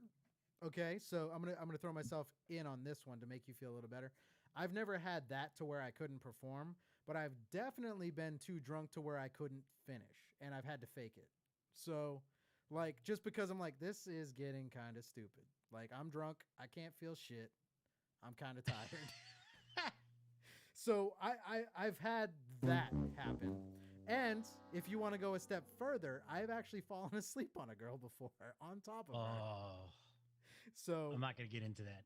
Mark, you didn't have to do this to yourself. No, I These didn't. weren't questions for you. I didn't, but I would like to throw that. That's good though. Mark is he's coming clean, you know. Yeah, and I would like to throw that out It's good. as a teaser. He's coming to terms with it. Oh no, I was already at. Mark, how did you feel when that happened? Oh, I didn't feel. I was sleeping. I was dreaming. Where That did he turned into go? therapy. Are we having transmission issues? That was the problem. I didn't feel. All right, Mark, Larocco. you run out of beer or something? No. I don't know what's going on there. Larocco, can you hear me? Yeah, I got you now. All right, I don't know what's going on. Mundane, can you hear me? Yeah, we can all hear you now. I'm not quite sure what the problem was. We can all hear each other. It's just you that disappears. I don't know. I'm also not touching my soundboard, so maybe I don't mess with it and it works. Maybe he felt the shame in what he said, and he had to take a moment to just. I'm being censored. He silently cried in the corner and then was like, okay, I got to go back to the show. I'll just get the mute button. Shit, this turned quick. I mean, realistically, he said he couldn't find the mute button earlier, so. Yeah. Damn. So that's the game show. No, there's no winner. There's no winner in this. What we did establish, though, was that you guys are a good couple. And now what all of the listeners on the After Hours show will need to find out is Mundane's relationship as good as yours? Or is my relationship as good as yours? I guess you guys are now the pinnacle that we need to compare ourselves to. And no one's ever going to admit whiskey dick. I don't know. Depends the question. I didn't even want to admit it. Depends the questions you ask.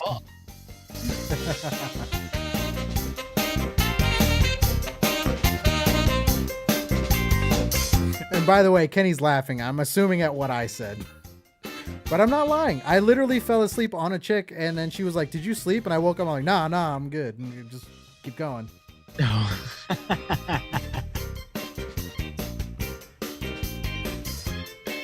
The real question is, All right. Did you fall asleep on top? Because that makes it even worse. No, I was on top. Yeah. No, I was on top. Was she trapped? I was fucking drunk, dude. I was drunk. And this, you want to know the worst part? This was in like the last, I'd say 6 years. Like, okay, so when we talk about like our darkest hours, all right, within the I can last, send you some of that Cialis. You know, it wakes you up. that wasn't the problem, man. Because I woke Like a up, shot of espresso. Because I woke up and I kept going.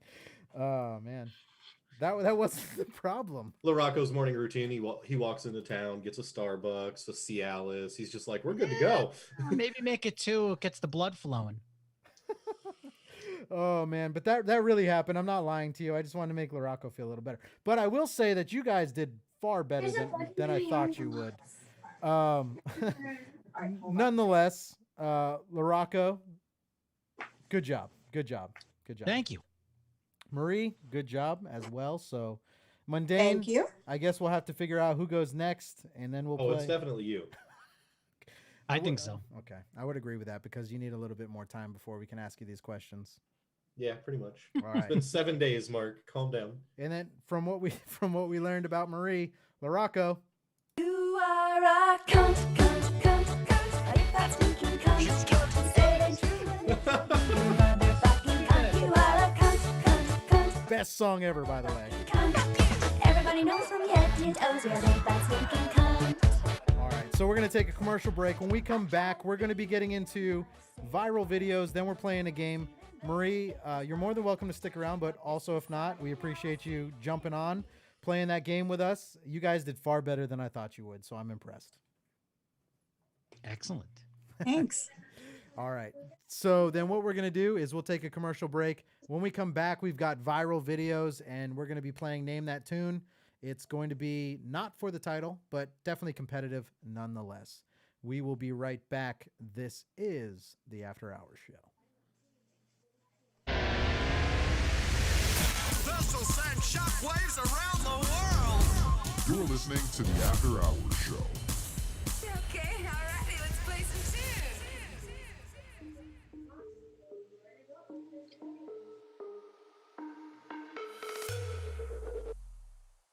Here we go and now we finally back. We got a club banger when we go and drop this track. And everybody's looking at me like I was done. And that's not true cause I've just begun. Oh yeah dog, we done did it again. Got another one and now we're bringing back a friend. This is our time man, this is our year. We go and drop a single with the one big fear. Isn't everybody saying that he's gonna lose the chorus? Is it kinda like when you want me to say orange in a rap when you think that it can't be done? But when it comes to the battle I've already won. That's about it dog, nothing to say. The people get pumped when we take the stage. And when it comes to rap I think that's it. Maybe I'll go and drop one more hit.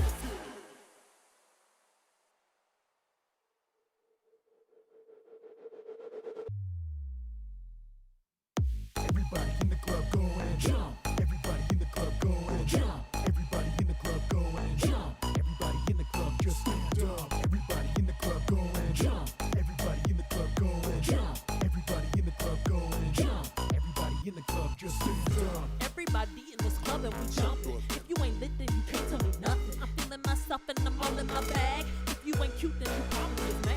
But I be minding my business, giving your man all my digits. We hitting the scene, we blowing the spot. You know this track banging, you know this shit hot. Body go where we go, pull up in the wind, walk like Michael. We go ham on you haters, just let the bass bump. Get on the floor, let me see your ass jump.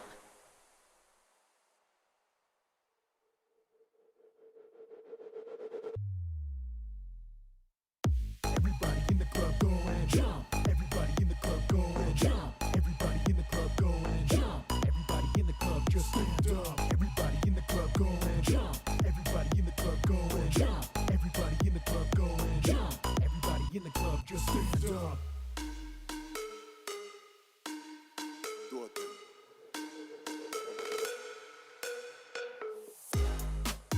Everybody knows that we're the life of the party. So everybody down in the club, put your hands up. Like really, like right now.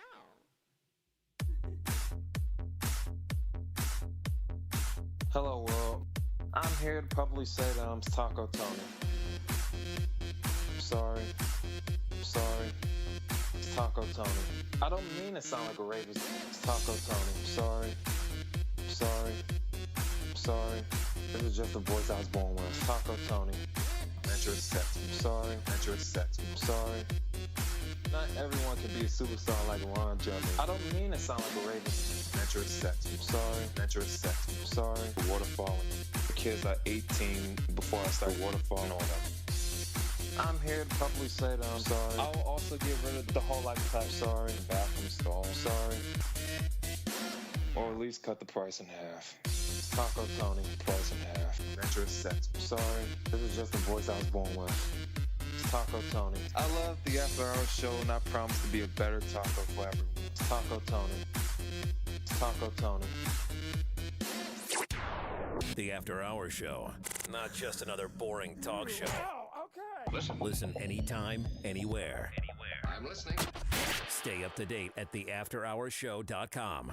For all of our younger listeners, it's still okay to call in past your bedtime at 603-217-5737. All right, caller on the line. Number ends with 8658. What's going on? Hi, my name is Anderson, and I really like your guys' show. It's really funny. I just want to let you know that. I'm waiting for the left hook. But all right, go ahead. I'm sorry, I didn't mean to cut you off. What's up? I'm putting it all on the line to listen because my mom finds out I'm on the internet this late. She's going to take away my books. Okay. Well, what do you think? Do you like the show? Yes, I like it very much, but can you guys not cut so much? Okay, yeah. So, Goodman, stop saying fucking like that. Yes. So, okay, so don't say pussy. Okay, we can't say anything like that. We can't say vagina. My pussy is like my chin. What happens if we mix them together like this? Vagina pussy. Please don't. Okay. What would happen if I shot a titty fuck live on air? I would maybe have to turn it off so my mom doesn't come in and hear it. Whoa, you got butt slam! Is that acceptable? I gotta go. Well, that's what you get. You gain a listener and lose them just as fast as you get them. Welcome back to the After Hours Show. If you want to be the next caller, phone lines are open right now. A stack of books around me, and it looks like it's the day. Finals are coming, and we all must try our best. But if given up, I'll just swing that test. No fun today. All right, ladies and gentlemen, welcome back to the After Hours Show. Mark Hamill here from After Hour Comedy, joined by Mundane and LaRocco. So, Mundane from Twitch, YouTube, everything streaming related, which we're going to talk about right now. I think we're switching up the game, but there is also a lot of very funny moments in the last stream that we did this last Sunday. I'm really starting to enjoy this whole thing that we're building right now. And then LaRocco is a huge part of that as well from Camarilla Cafe. Also, last week he had some of his cast members join the show, so we had Chris call in as well. Appreciate that. And then Chris basically, it's an interesting dynamic. So Chris and LaRocco have known each other their entire lives, and then Chris called LaRocco an asshole. Then LaRocco's dad contacted LaRocco and said, "Yo, your friend just called you an asshole live on air." So, anyways, nothing unusual. Yeah. So, Mundane or LaRocco, what did we figure out? Are we doing a pummel party for the next stream? I would like to. I'm down. It looks pretty interesting. And Mundane, we'll get you on that game too. So in some way, we'll get you on that game. No, I'm just gonna let y'all stream it to my Twitch, and I'm just gonna be absent. Y'all just play Pummel Party, and I'll just be like, nope, sorry. That'd be weird. You're kidding, right? That'd be weird. No, of course I'm terrible kidding. for two people who have their own That'd be Twitch super channels. weird. Yeah, I mean, like, great. Now, one of the most recent games that we've actually been playing is Phasmophobia. This game, by no means, I feel like we're not done playing this game. For sure, not done playing the game. And the Rocco sent me a picture, Mundane. I don't know if he sent you the picture that he took. Straight up horror movie. Chick like walking backwards, joints bent backwards. Looks like it's kind of chasing you in a bathroom. Through the door. Yeah. Oh yeah, no, I didn't get that picture. Crazy. It was in the hallway. It came through the door, and I was stuck in the corner with the camera. So I was just like, all right, I can, because this is done. So were you actually in the house? Did you take the picture? Because I was a little skeptical on that. Yes, that was me. And that was me who got killed at the end. The thing is with the game too, it's like you can get adjusted to it, and obviously if you're an older person and have been playing video games, you know, it's not really going to scare you, but it's so immersive and the sound is so good. That's that the picture. when I'm you're holding really I'm holding it. I'm holding it up for all of our Facebook and YouTube. But go ahead, Laraco. Yeah, it's like, and especially on VR, which I haven't done it yet on VR, but I have a headset like right next to me because I'm almost worried that I'm going to be like a child in it on VR. It is a lot worse in VR. I can confirm that. Like, it is a lot scarier in VR because you can't tell that you're not in the room with it. And the weird thing is because of the way your body reacts, like I know that like when stuff pops up on like in my face in the VR headset, like I get chills in real life just because that's your body's natural reaction. Like I get chills, goosebumps, hair stands on end. So like it is much more immersive and real in VR. Yeah, and the rest, and a lot of it is also jump scares, which most people, just because of the shock moment of how quick things adjust, you know, I've seen everybody get crept out by this game. I definitely didn't think it was going to bother me, but at times it does. Really? Mm-hmm. There's now if anyone has watched any of Mundane Screams, I'm the first one. Not only when I'm like, oh my, I swear, I tend to swear though. I'm like, oh shit, like I'll be really good the whole stream, and then when I see something, I just filter is out the window. But not only that, if anyone who has actually watched the streams, I feel like I'm more vocal than both of you about when I see something. I that's just kind of what I've gathered. But if you actually go back and watch my camera on Mundane Streams, I duck. Like I duck down like this. I'm like, oh shit. I don't mean to, but like when I'm genuinely scared, I'm like, oh, you know, shit. It's right there. So, but a couple favorite moments. So we talked about it last week. One of the favorite moments I had from this, I thought I got a badass picture of a ghost, and then we were standing on some crucifixes, and all three of us were like back to back Ghostbuster style, and the ghost popped up, but it couldn't attack us. And then Mundane and I just had an ESPN photo shoot with that ghost. Like, yeah, we did. And we're just sitting there. Like, you just hear and flashes just everywhere because we're both just taking pictures. So that was one favorite moment.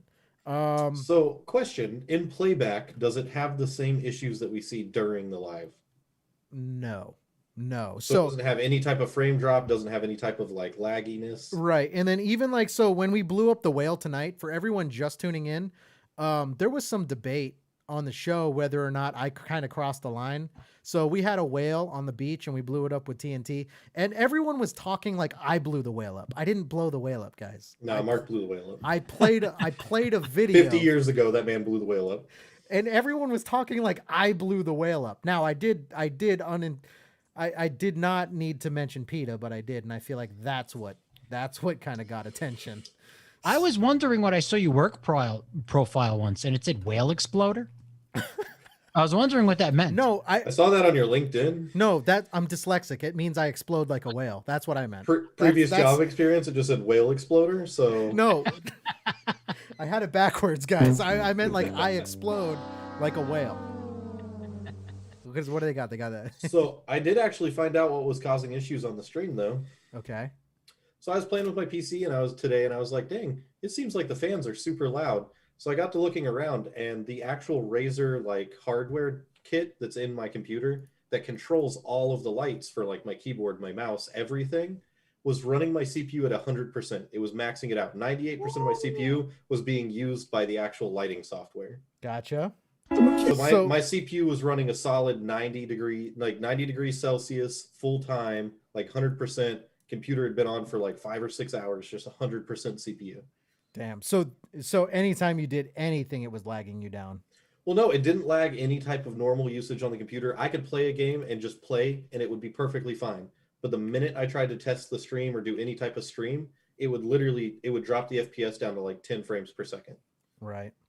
Now, as we get into viral videos, here's the thing. So for everyone just tuning in right now, we're going to talk about viral videos. We were just talking about Phasmophobia. So I think we decided we're going to play Pummel Party this week on Mundane's channel. None of us. Okay, so I guess we got to figure out, are any of us playing it ahead of time, or are we just going to do it for the first time on the stream? I say we just do it for the first time on the stream. I'm down with that too. Like, obviously you're going to need to start the game so you can make sure your settings are correct, but don't like go through and play one. Right. I'm on board with Yeah, that. and I'm gonna have to set it up because it definitely looks like the type of game you would want a joystick for. Oh, get out! You're gonna play with a joystick? I'm gonna play with my mouse. It doesn't look like that style of game where you want to play with a keyboard. Like, there's gonna be no advantage to having a keyboard So in that. you guys are telling me I got to go out and buy a joystick now? No, you can use your Xbox controller. Oh my god. So actually, Mark, your computer does have Bluetooth built in, so you could actually just Bluetooth your Xbox controller to the computer and use that. Perfect. Mm-hmm. I'm gonna do that. All right, you guys, y'all screwed. Because it's like the interface definitely changes the way you interact with the game, right? So I'll use a keyboard with almost every game that there's an advantage to a keyboard, but it's like playing a racing game with a keyboard. You know what I mean? Like, I'm not gonna lie. it does make it kind of difficult. I do want to get the Rogue Squadron game, and I do want to get a joystick for that. I'm not gonna lie. So I might just go out and get one anyways. Mm-hmm. So, all right. Did you guys check out this video I sent you last week? It is SpongeBob and Eminem. They collaborated on a song. I watched some of it. Oh, really? Yeah, I watched like the first 45 seconds of it. So this was a video that annoyed both of you to the point where you didn't even finish it. It was rough. It was. And now I'm rough. now I'm gonna put all of our listeners through this too. So I'm not gonna lie, I was honestly sitting at work and it was going through the truck speakers, and I was like, "Yeah, there's people around me." All right, so this is what happens if you take the SpongeBob theme song and mash it up with Eminem, Rap God. This is gold right here, people. I'ma kill you. Lyrics coming at you with supersonic speed. You assuming I'm a human. What I gotta do to get it through to you? I'm superhuman, innovative, and I made a promise of anything. You're welcome, ladies and gentlemen. You're welcome. This is such like a subpar like quality too. It's just like, yeah, we're just not gonna do good Well, quality. that's the whole point. Yeah, that's the whole point. Ready? Sonic speed. You assuming I'm a human. What I gotta do to get it through to you? I'm superhuman, innovative, and I made a promise of anything you say is ricocheting off of me. And it's blue to you. Devastating, more than ever demonstrating how to give a motherfucker. It really is. It does sound like they're recording it right through a phone. They got that Squidward going up in there too. That's exactly what it is. It sounds like MP3s that were bit crushed down to like 60 also, like on top of each What'd other. you get? I downloaded this off of BearShare. Shut up. BearShare. You assuming I'm a human. What I gotta do to get it through to you? I'm superhuman, innovative, and I made a promise of anything you say is ricocheting off of me. And it's blue to you. Devastating, more than ever demonstrating how to give I think this only makes me happy because it makes everyone else so angry. Oh man. I don't know. I feel like I'm into it, like personally. Now I'm kind of changing you. I'm time to turn you one more time. Everyone, turn up your speakers right now. Supersonic speed. Go. I don't think Mark's noticed yet. No. And it looks just as good of a cutout as they did on that video. Yeah, I see the SpongeBob. I see Patrick's house, Squidward's house in the background of your video. SpongeBob's.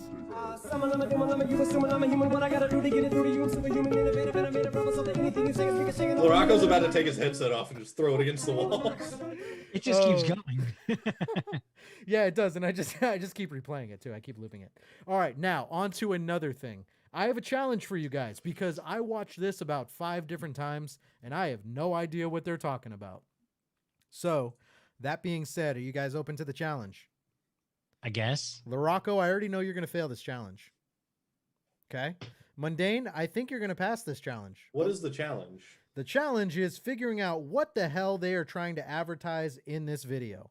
So I watched. I'll figure it out. I genuinely figured out. I think this is some kind of like power company. It's a big corporation. I think this is like a safety video, but they are basically talking about a turnaround, which could mean a lot of different things in a lot of different industries. Now, Laraco, if you're looking at the video, you already see why I think you're going to fail. Do not be distracted, okay? Do not be distracted because I watched this video. That was pretty big. Mark's like, I watched this video 3 times, still didn't know what was going on. Yeah, okay, so I watched this video over and over, and I still have no idea what they're talking about. Laraco, I know you're right there with me. Don't get distracted. I am positive she's a good actress.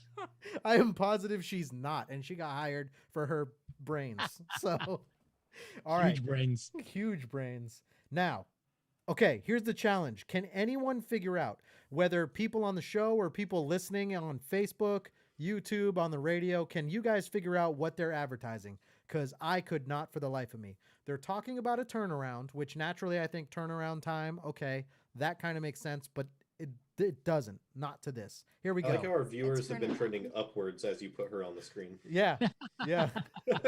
Oh, they are. They are trending upwards. So thank you for all of that. My pussy is like a machine. Okay. Just put brains on it. That's it. Okay. Sex sells, I guess. All right. So here's the challenge, though. If anyone can tell me genuinely what they're trying to advertise or what this safety video is for, I would love to know. And then also Marie goes, isn't that why the AT&T girl got hired? Yeah, she's also in a lot of controversy right now too. All right, I'm done teasing it. Here's the video. Let's try to figure out what they're talking about. They say turnaround, but I'm not quite sure I understand. A turnaround. Okay, here's Well, the video. whether you call them shutdowns, outages, or turnarounds, they'll all produce the same results. So right there, that automatically, when I watched it, I was like, power company, done. I already know this, power company. But not quite. Turnarounds are scheduled events where an entire process unit of an industrial plant is taken off stream for a scheduled period of time to perform maintenance, inspections, and testing. Oh, they're talking about like almost like CNC machines, like milling machines, or even like in the Coke plants, all of their machines, their bottling facility is ran by computers. So a turnaround would be when they shut down all the computers to do actual maintenance on the machines themselves. Okay, I'm not going to say you're wrong because I don't know the answer, but sounds legit. LaRocco, I know you know. Those are bigger than her head. I know. I know that LaRocco's brain just went on a turnaround. He's just sparking, just like I'm seeing him twitch in his camera too. But I would imagine they're talking about alternate power source for when. Yeah, it seems that way. Yeah, no, my natural instinct, power company. But I don't know. But also, LaRocco, maybe Mundane's not noticing, but LaRocco, you notice how she's like purposely like bending outwards towards like to make them stretch? Yes, I put that in the text in the chat. They got bigger when he switched the frame. Like when you switched the frame at first and her arm just extended, it was like, whoa. Yeah. Once the plant is off stream, the downtime presents an opportunity that can be used to perform debottlenecking, capital project improvements, revamps, and catalyst regeneration projects. Turnarounds allow for when they say debottlenecking, now it makes me start thinking of like servers and server farms, because bottlenecking is what happens when like one piece of your hardware is way below the other. So like your CPU outperforms another piece of hardware, it bottlenecks the CPU. It keeps the CPU from running at full performance. But you see what I'm saying? Like no one really knows. No, you're jumping back and forth, man. Those are two very different industries. Well, I mean, it would be the same whether it's computer-operated equipment or a server. Okay. It's both computers. They both have processors. They both have equipment that have to be upgraded and maintained. Okay, I'm on board with that. All right.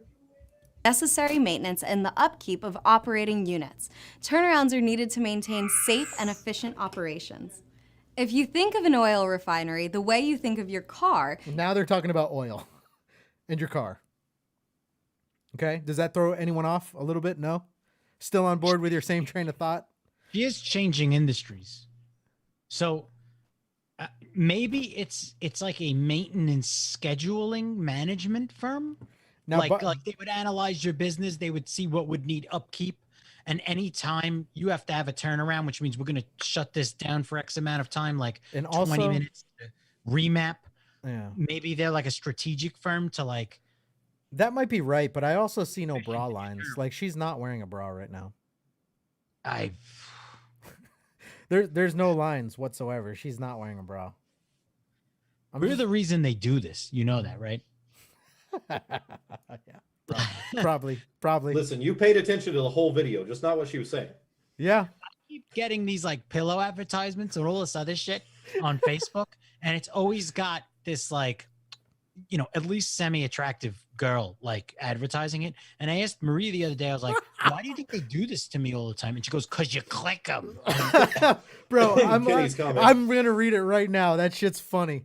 All right. So Kenny goes, she's saying that you can't squeeze them tits too hard. It will not allow them to grow to the level if they're bottlenecked or bottle squeezed. I fucked up the last word because I couldn't read that without laughing. But Marie wrote she is definitely wearing a bra. If she wasn't, they would be at her knees. You really? You think? Well, is that because of the weight? Because they're so big? Well, gravity. Okay. Well, maybe You have to think about. Hey, you maybe know, she's recording this in space, bro. Maybe she was on that shuttle that went up the other day. If she was recording it in space, her hair would be floating. All right. Well, maybe I'm just wrong. You'll realize there are many types of routine maintenance you need to perform on your car to keep it running efficiently. You should get your oil changed every 3,000 miles. Larocco will change her oil. It sounds like you would too. Yeah. I don't know. You might have a problem with that. You're gonna be a mechanic. Yes. In this scenario, I will be a mechanic. You got fuzzy boots. I'm not sure what that means. So I agree to nothing. You should get new tires every 50,000 miles or so, depending on the brand. Then there's your power steering fluid, your transmission, air filters, gaskets, and that's just routine maintenance. What if something malfunctions? Let's say you drive your car for work every day, and that's how you make your living. When the time comes to make these repairs and make... So does anyone really know what she's trying to advertise or try I don't know. According to what she just said, she's an Uber driver. Really? Okay. So I've watched this over and over, and I have no idea what she's trying to teach or advertise. Maintenance services. Not only will you be spending money, but you will be losing money since you're not able... Kenny goes, of course, they're going to be at her knees because they're bottlenecked. ...to use your car for work. Those shits are heavy. Wouldn't this make you want to carefully plan what repairs you would make so that you could spend only what you needed to spend and lose as little money as possible during that downtime? I have no idea what she's talking about at this point. Lost. Ooh. Now, so it's actually, Larocco was right. She works for a company called EPCM, which is a professional service partner that works collaboratively with clients to provide high-value consulting services and program of project management and complex engineering. You looked her up? I looked up the video, and then I looked up where the video came from, and the video came from epcm-psp.com. So I looked at their overview on their website, and that's what they do. The strategic firm. So they'll look at what it is that you need to do, and So- they'll try and plan So out. they do float-based prioritization. These are multiple videos. These are multiple videos is what I'm learning. No. That video, I looked up specifically that video. And then if you look at who posted that video, it was posted by EPCM PSP. Jugs so then I McGee? just Google searched that, and that was the first one there. Okay. And it's You can find that video on Pornhub and YouTube.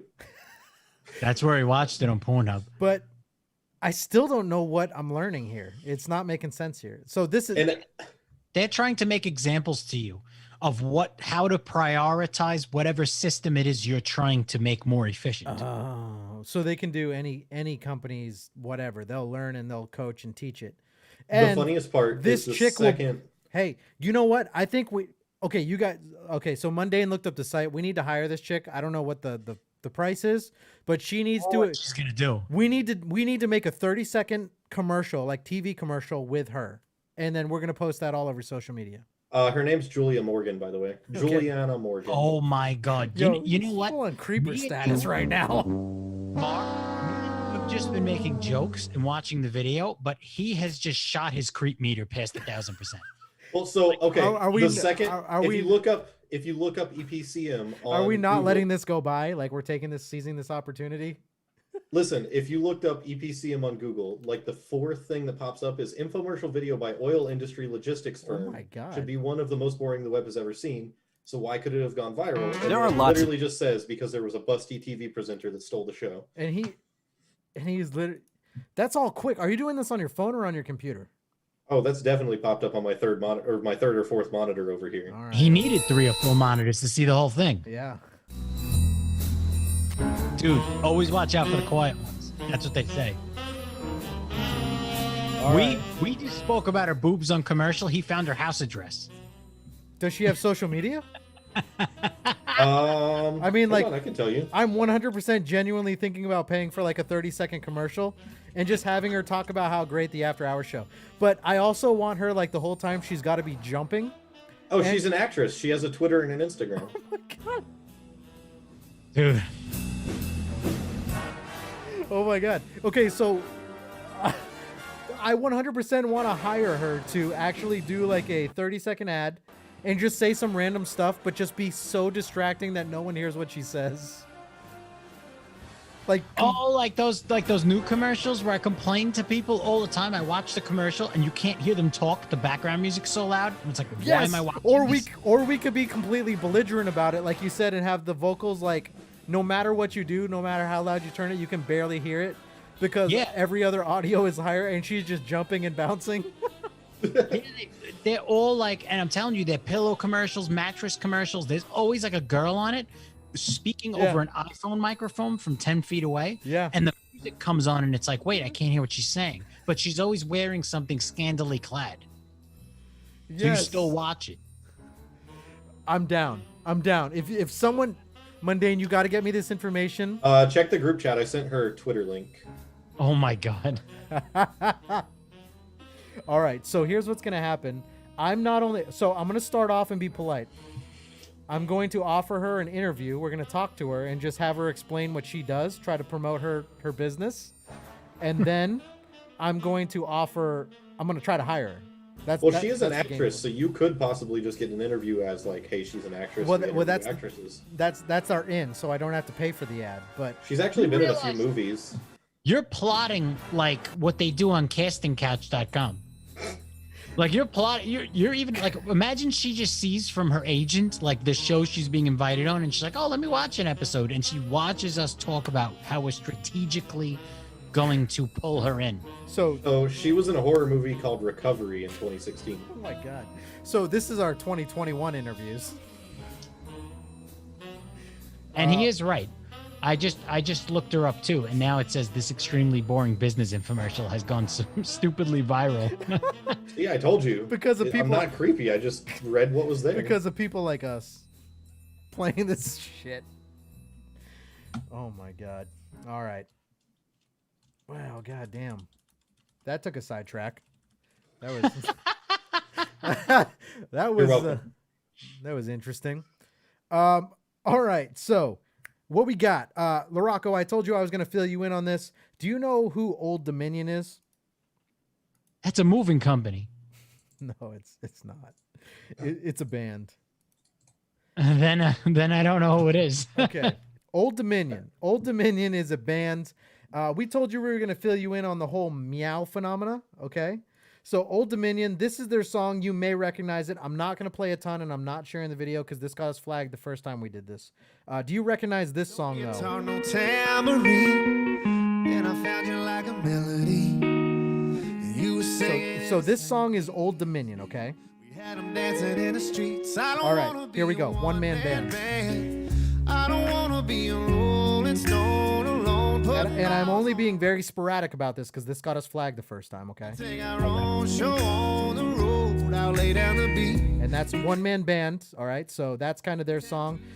And that was the original song. This is the original. It's a big song. You ever heard it, Larocco?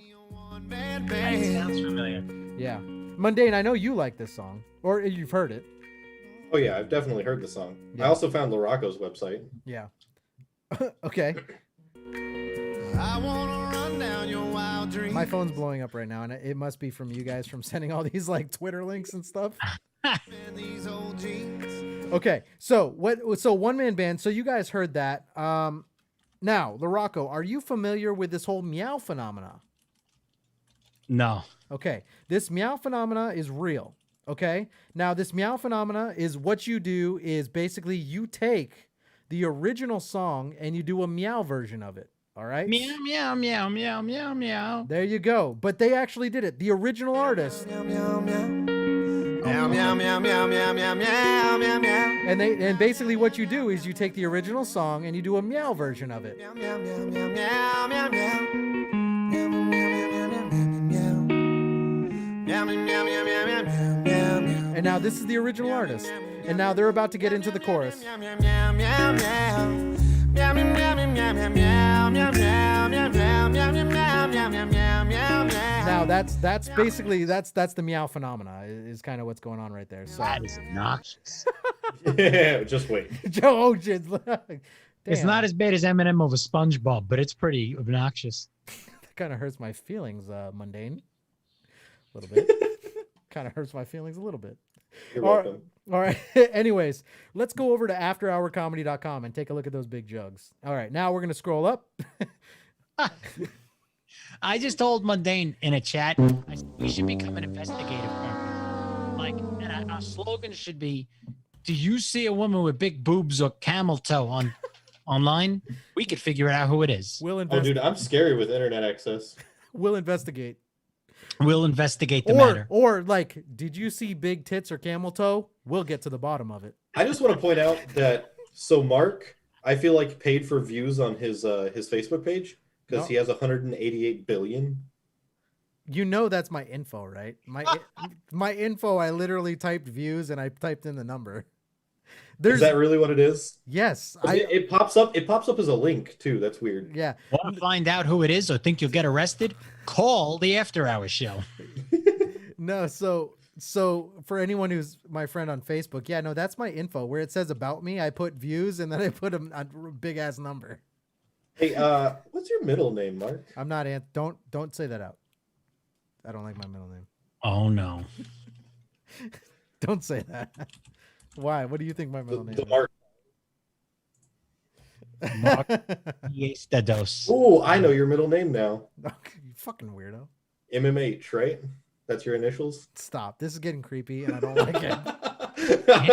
It's really, really creepy, dude. Please. But if you could find a pic of his nipples, I'd love to.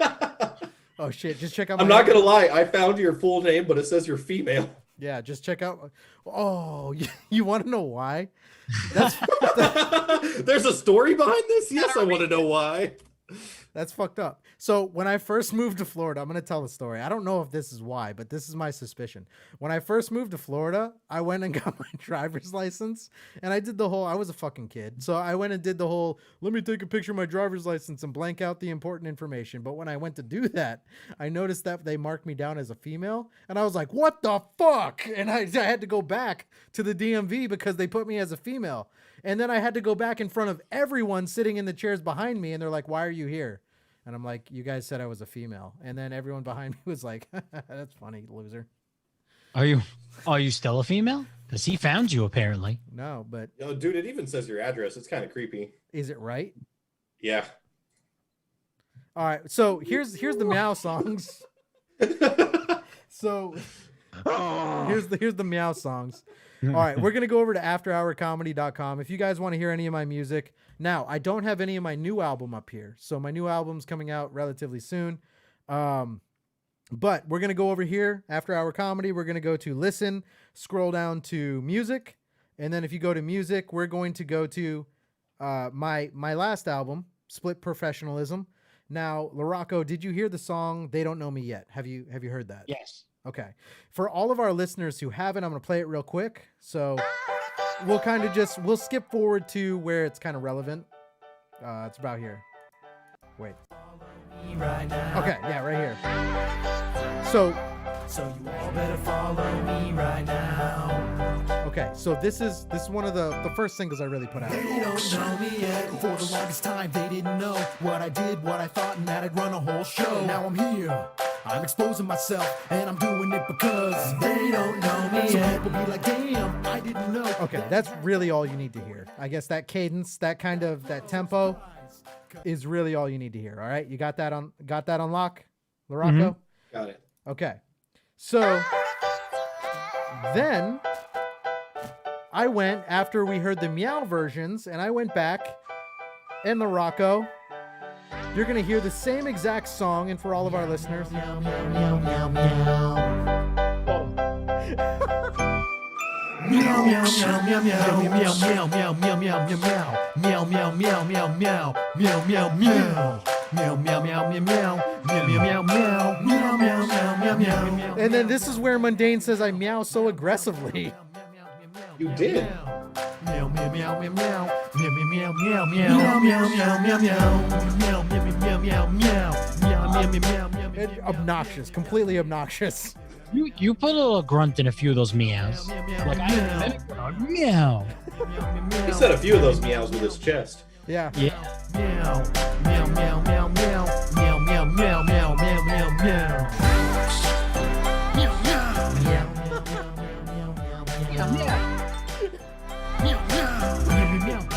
See, that's aggressive. All right, so I mean, that's that. I'm kind of done with that. It's a bit passionate. Well, I was trying to be accurate, is what I was trying to be. To kind of this. As I do when I did, and we gonna let them know, cause they don't know me. I never thought that I would get this big. Yeah, I mean, I was aggressive with that, so I tried to be aggressive with the whole thing too. Maybe not. All right. So that's the meow phenomena, Laraco. I told you, I promised you that I would get you up to speed on that. Oof. All right, yeah, I understand it now. He's like, I'm done with it. He's like, I don't even want to hear it again. He's like, I heard it, and I'm kind of done with it. I'm pretty confident I get it. He's like, don't ever do that again, you son of a bitch. All right, so viral videos, talking about them. What do you guys think about everyone buying up the PS5s and Xbox, whatever, 2020s?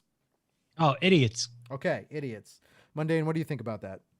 Idiots, because you never buy the first push of a product because they always have issues. You should wait like 6 to 8 months before you buy a new product, especially with electronics, because the first thing that comes out, the first edition that comes out, because there's versions of them. It's not like they put out the same one every single time. First one's always going to have bugs. It's always going to have issues. They've been lighting on fire. The Xboxes have been smoking. Like, it's pretty bad. Yeah.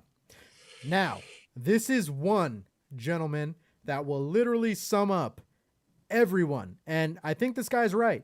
This guy is mad that people are buying up all the PlayStations and Xboxes, and he's going to let us know. Just got 10 new. Now, what you're looking at right now is this is a YouTuber, a streamer who bought all of these PlayStations.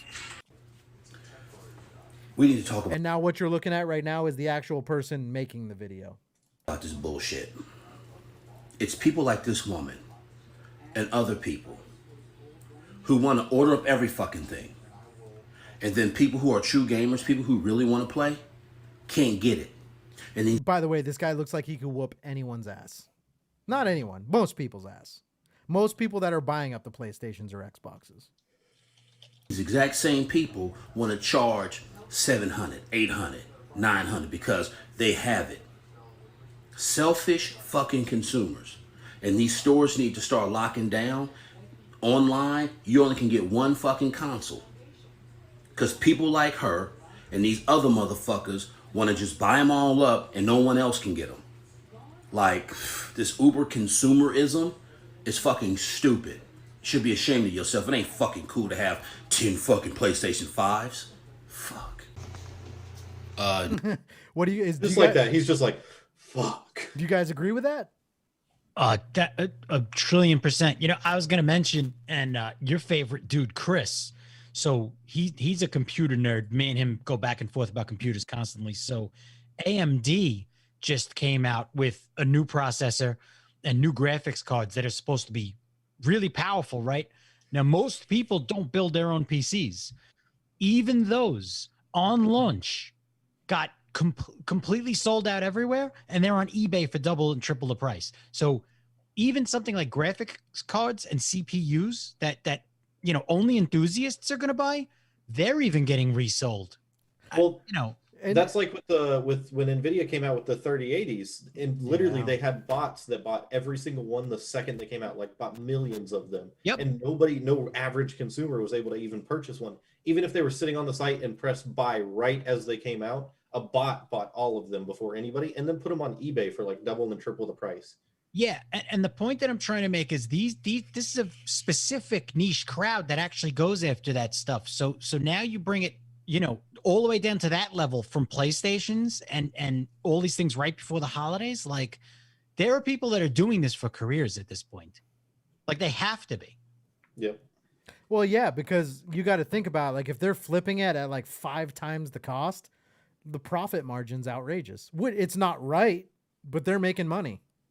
Yeah, and they're doing it to everything. And everything. Because how many modern people are going to be like, I really need that Ryzen CPU? Not a lot, but just the fact that the phenomenon's gone that far in to like people that are just looking for computer parts, that's pretty bad. And then the biggest thing is what they don't realize is by buying all those computer parts like that and flipping them for double, triple the price, you're going to start raising the prices of your movies. You're going to start raising the prices of songs, because people that actually have to use those cards for the actual graphical power that they supply, not just gamers, but like people that render out videos, people that render out music, they need that. And if you take that away from them, and then they have to start paying even more for it, you're actually raising the prices of the products that you buy every day. Mm-hmm. Yeah. But people are going to pay. And as long as people are paying, it's not going to stop. Yes, stupid people make prices go up because I'm sorry. I don't care how much I would need that video game system. I would not pay double. Oh, no. And In fact, I do what he does. I wait like 3 months. Yeah, I forget who I was talking to, but I'm like, yes, you might be the first. You can post a social media picture and say, I got a PS5, I got a whatever. But congratulations, you've got like 3 games for a year. Enjoy it. And then also going back to like content creators, you have 2 options. Either their stuff is going to be more expensive or their quality is going to be less. They're just going to stick with the old equipment because a lot of content creators that do it for fun or just do it on the side don't have the money to pay double and triple the price. So your favorite content creators, you're now letting them make the choice. Either they're going to have to up their prices or they're going to have lower quality content. Yep. Exactly. Also, within the year, I guarantee GameStop's going out of business. I can already see it. It was pretty much announced in all of the new systems, like conferences. They're like, yeah, we're going to go to just downloading games. I don't see them going out of business. I see them going to online sales only because GameStop can sell game codes for your online downloads. They can sell the parts. But I know GameStop has been selling PC parts here recently, which is weird that they've gotten into that. But they noticed that there was a market for online sales because a lot of people have it shipped to their door before they'll actually go to a brick and mortar store. Yeah, so maybe just order the game online and it comes from GameStop, but you get it on GameStop's release. just going to be a website. Within the next 2 to 5 years, GameStop's just going to be a website that just sells either digital copies or sells the discs and just ships them out because they're still going to make discs for the games no matter what. They have a big enough name to pull that off, although I would think that a lot of consumers would immediately just go to Steam because if you need a DRM regardless. Yeah, the thing is, if you go to Steam, you're not going to be able to buy that digital code for a PS5. Yeah, they might still do exclusives, but if I have to download from either GameStop or just directly from something I already use, I'm just going to go with what I use. I don't know. GameStop's really going to struggle, I think. They're definitely going to lose business because, honestly, if you're going to buy a digital copy on PlayStation or Xbox, just buy it from the store on PlayStation or Xbox. Generally, you can get a better deal than having to go to a third party anyways. Well, exactly. And that's what the systems are catering towards, too. So you know they're going to make it easier. And they've always been a really stingy corporation, too. Like, I remember the last 2-3 times I needed to buy a game for, like, the Switch. Like, they still don't price match. No. I was like, look, Walmart has it for $15 less. And they're like, we don't price match. Like, what? Yeah. No, they're dicks. They're dicks. And that's why, like, what Mundane did, what he told us last week, I have no problem with at all. No, I don't either. Screw him. Yeah. Honestly, any big business like that's making millions and billions of dollars in profit, if you can get away with getting a cheaper price or getting something for free, do it because those companies are not going to notice the $20 that you took out of their pocket. They're not even going to, they won't notice. They're not going to know the difference. They'll never even say anything to you. Yep. Hang tight, guys. Hey, for all of our radio listeners, appreciate you tuning in. We will be back next week. Also, do not miss out on the stream. Sunday, 8 p.m. Eastern time. We're going to be streaming. I think it's going to be Pummel Party. If not, tune into Mundane's Twitch, and you guys will see us live. And there's a lot of good times over there, too, that you can only see on Mundane's channel. We'll see you next week. This is the After Hours Show. All right, and on Facebook, we're still good. So sorry, guys. We're good. We're back. And then also, like Laraco was saying, I do believe he said it to me last week, he was thinking about doing a segment kind of like on Camaria Cafe where he just pops up midweek and they debate like PC stuff. I feel like that would be a really good topic for there as well. Get a lot of more people in on it and just get different opinions on what's going on in that market. Right. Oh yeah. And now with this whole Apple release, this is going to massively shake up the whole industry. What's the Apple? Because Apple's basically making themselves a proprietary system where you have to buy parts from them or you can't have a Mac. But not only that, they just changed the architecture, which is allowing them like 20-hour battery on laptops. You know that those Windows vendors like HP and Dell, they're not going to allow that to happen. So now they're going to start pressuring the chip makers and Windows, and then Windows is going to get on the developers to try and get those chipsets out on the you can't match the amount of power sippage. What I'm concerned about with that though is when they get the people that start doing that and like Apple changed their architecture, Windows and all those places, yeah, they might be able to compete, but what crappy products are they going to put out that's going to turn people away from Windows trying to match Apple? Yeah, that's a good point too. Because the developers are going to push something out that isn't complete because they're just trying to compete. Mm-hmm. Yeah, the industry is gonna change like rapidly this next like few years. It's gonna look totally different. Which I mean, realistically, it scares me, but at the same time, I generally stick to desktop. It's all about the going to be causing very many issues. Oops, sorry. And by the way, I should probably turn off the video if I'm going to do this. That way we don't get flagged.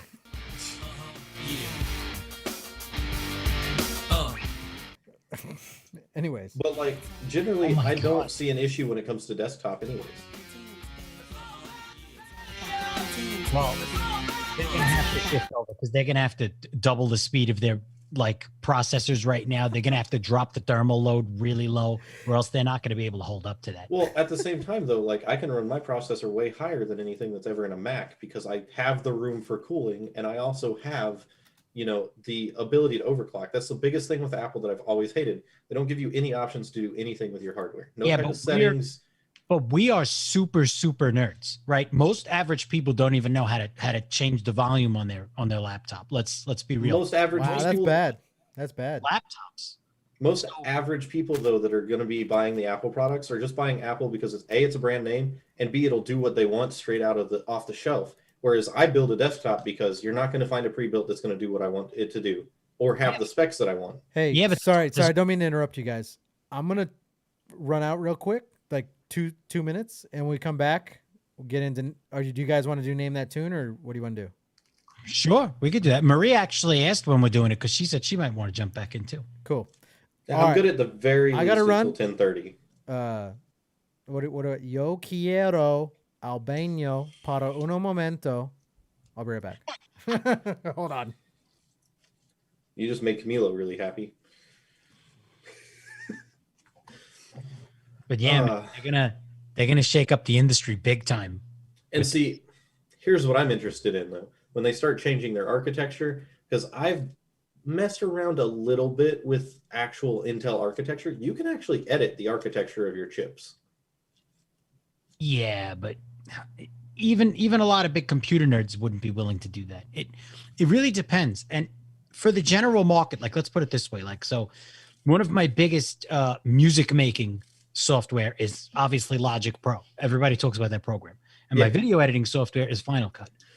They just released a laptop that once the developers catch up, which they're going to be forced to, once the developers catch up, this M1 chip is putting out with one fan in the case, i9 numbers. So no thermal throttling or barely any.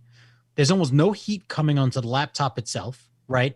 So and even in the long term for people that are into computers, like I have my 2014 MacBook Pro and I have an Alienware from 2013, same exact chip in both. The PC is still running because Alienware had a gigantic cooling system in it. So just the thermal damaging that happens, they're going to realize that these M1 chips, if they don't degrade over time because they're barely putting out heat, the problem is it'll last you 20 years and it's going to be a MacBook Air. What did they do to the chip that's causing it to not create as much heat? Because there's also drawbacks. If you can't create heat, then you can't process at a higher value. Well, it's running at 10 watts and it's putting up i9 numbers. The architecture itself is totally different. They figured something out. Where is the downfall on that? There's got to be a downfall. Is it going to be like every 2 years you're going to need to upgrade because it just degrades that quickly? Because running something just like vapes, if you run a coil at too high of a wattage, you blow it up. If you run a coil at too low of a wattage, you can also harm the coil because you'll just soak it, but you won't actually produce anything. So I have a feeling there aren't going to be as many drawbacks as you think because they've been doing these chips. I have an iPad 2 that's still running super fast. So they've been doing this for a long time. So the thing is, though, are they going I've ever heard in my entire life. That's insane. Well, can I hear it again? So the biggest thing though is, yeah, I'm back. If it doesn't have the issues and the drawbacks like I'm thinking, what is Intel going to do? Intel and AMD will put something out. There's no doubt about that. Nobody's going to go to all Mac because there's so much stuff you can't do on a Mac. Well, they're gonna have a hard time because here's the thing: they've been fighting to get to like even 10 nanometers for like 5 years, and they still haven't. AMD, on the other hand, is already putting out 7 nanometer, and they already put out blueprints for their. What I wonder though is how much are they actually trying to do that? Because realistically, yeah, they haven't reached it for years and years, but how hard are they putting? How much effort are they putting into that? Because I feel like if you put a group of people together on something, you can figure it out in like 10 to. I'd say 10 to 15 weeks, they could figure it out and have a prototype within 2 years. And Maria's back. All right. Yeah. I'm going to break up this nerd fest. I actually started to fall asleep for a minute, but I learned a lot too, like microchips. And you popped the Cialis. Yeah. So You're up and ready. I am. And I won't roll out of bed. All right. Good. Now, I broke up your computer conversation. We spiked in viewers too. I know everybody likes hearing about that. We literally dropped and now we spiked back up. So all right. You guys ready for Name That Tune? So, title is not on the line and we're not on the radio, so that's the biggest reason that the title's not on the line. So the title has not been on the line since I came back. I know. We just don't want you to have it. Oh, wait. So just because I can't have the title belt here with me, I did find this. Oh my God. Okay. And you want to know what, Mundane? You'd be happy. The week after, you defended your title. You did defend your title. Look. He was number 1. Oh my God. Like there was planning that went on in that. Probably more planning than there should have been. No, that was about 30 seconds because I had the photo from earlier. So Mundane, I took your title belt out. I had to bring it into the daylight so I could see the fingerprints, but it's all clean, no fingerprints. It's good to go. Oh, every time I touch it, I have to put a fingerprint on it so that you know whose it is. Well, it's and I think it's funny that you clean it every time I put fingerprints on it. Well, because it's real brass. If I don't, it's going to get all nasty. I know it's real. Soon he's gonna start peeing on it to mark his territory. Oh God. You're gonna spray. Oh, don't give him ideas. No, stop. No. What would you do if you were in the studio one day and you saw him whip it out and he sprayed instead of peed? Like it just went into a mist, like a cat, like a sprinkler. That'd be impressive. I'm not gonna lie. And you're like, wait a second. For starters, I've never seen a cat do that. So how do you know a cat does that? Because cats spray to mark their territory. So LaRocco's just sitting on his Saturday afternoon, just watching a cat spread eagle on his couch. Hey, listen, when you hit that YouTube rabbit hole, you never know what you're gonna see. Oh yeah, my God. Yeah. Brains all over the place. You start with computers. You start with computers, and then there's just a cat spraying on a couch. You never know. That's right. So I don't even know how do I transition. So speaking of cat spraying, here's a game. Since we've been talking about that, You can't let's listen transition to out these of tunes. that. You can't transition out of that. All right. Does everyone know how the game works? You name a tune. Well, we're gonna play a song. It's in the title. Yeah. Mundane, there was literally an intro about this. So I know. I need to keep my mouth shut. Mundane gave me shit about explaining the rules, and then he yelled my name when he buzzed in. Why'd you have to say it that way? Because LaRocco's mind instantly went somewhere else. I watched the realization on his face, like, yes. Well, because Mundane buzzed in and he yelled my name. I know my name. So what's your name? It is Mark.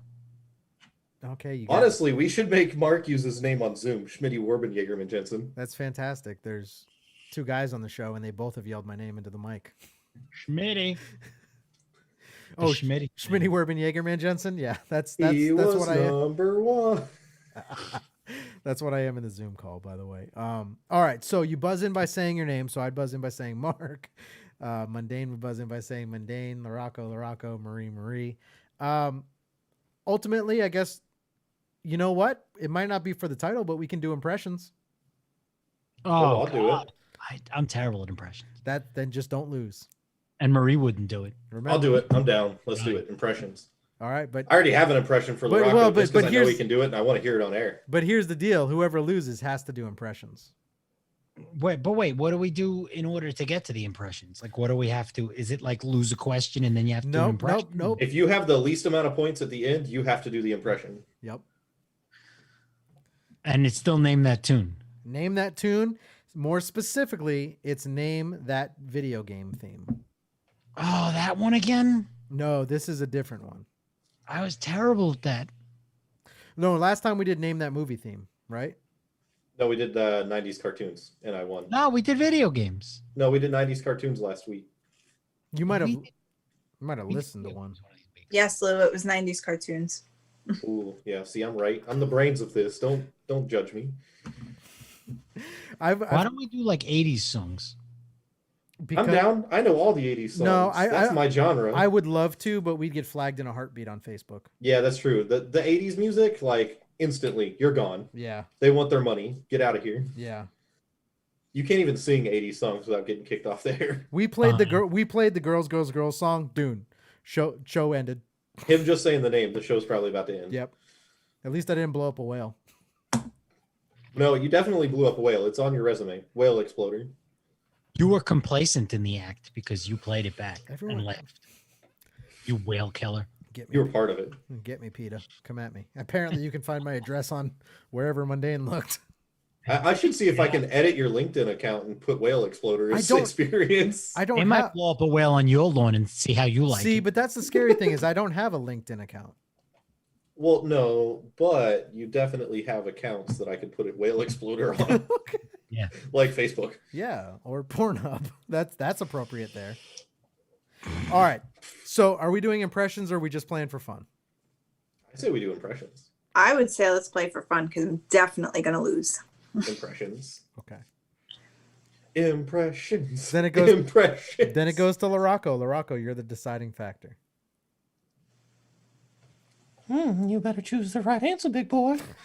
Impressions. Yeah. Did you really do that? Oh my god. I didn't expect that one. What, the impression?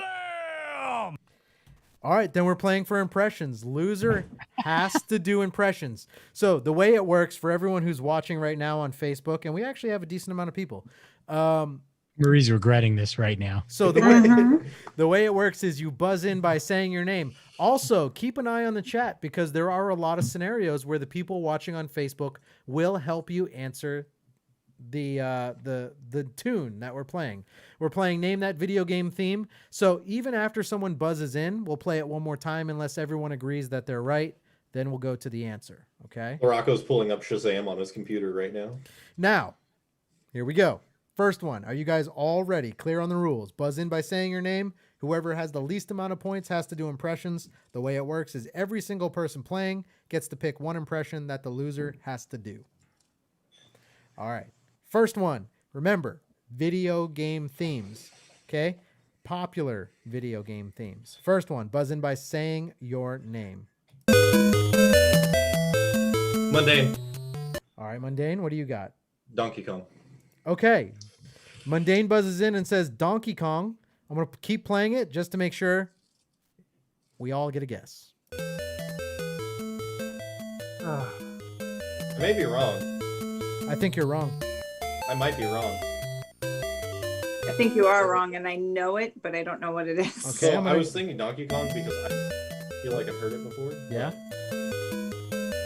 We've heard it. Mark.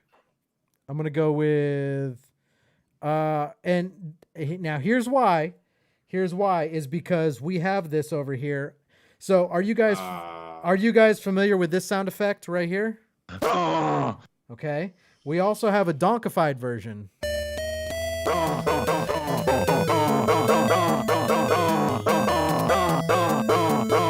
And that's what you're hearing right here. So Mark, I'm going to say Tetris. What do you got, Larocco? Tetris. Yeah. Yeah, I don't know. think it was Tetris. I don't know why I said Donkey Kong. I'm losing my mind. Because it's that 8-bit style. All right, here's the answer. Let's take a look at it. The answer, Tetris. Okay, so does that mean I get 0.5 points? You don't. Well, here's the thing: is you're not necessarily losing. I'm gonna take a point on that one though. Damn it. All right. Next one. Buzz in by saying your name. Okay, here we go. So far, I have 1 point. Mark. I'm going to buzz in. I don't know if this is right. I'm taking a huge jump in time. I'm going to say Uncharted, but I might be wrong. Mundane? Mundane, what do you got? I was going to guess Castlevania. Ooh, okay. So I say Uncharted. Mundane says Castlevania. We're going to keep playing it for LaRock. It doesn't hurt to guess. If I guess wrong, it doesn't affect me. What is it? What's that poster say? You miss all the shots you don't take. That's right.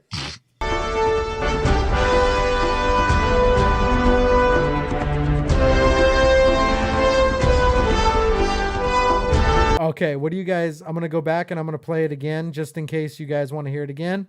I said Uncharted. Mundane said Castlevania. Definitely not Uncharted. What? That's Uncharted.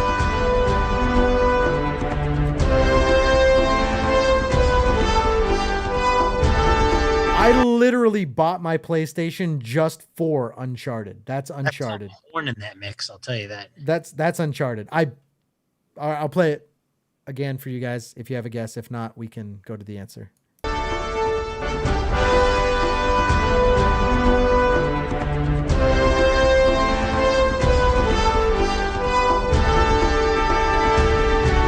Anyone got a guess on that? No, it just makes me want to go play old video games now. It makes you want to go play Uncharted, right? It's Uncharted. I know it is. See, I don't even own a PlayStation. I wouldn't even know that. You can play Uncharted on PC. Can you? Can you Yes, really? you can. I thought it was. I thought it was a PlayStation exclusive. An emulator. He's hacking it. Oh. Okay. Anyone? Hey, when you have a PC, you learn how to do things. Larocco, Marie, you got a guess? No. All I know is if it was Castlevania, Lou would have gotten it. Yeah. Okay. All right, let's take a look at the answer.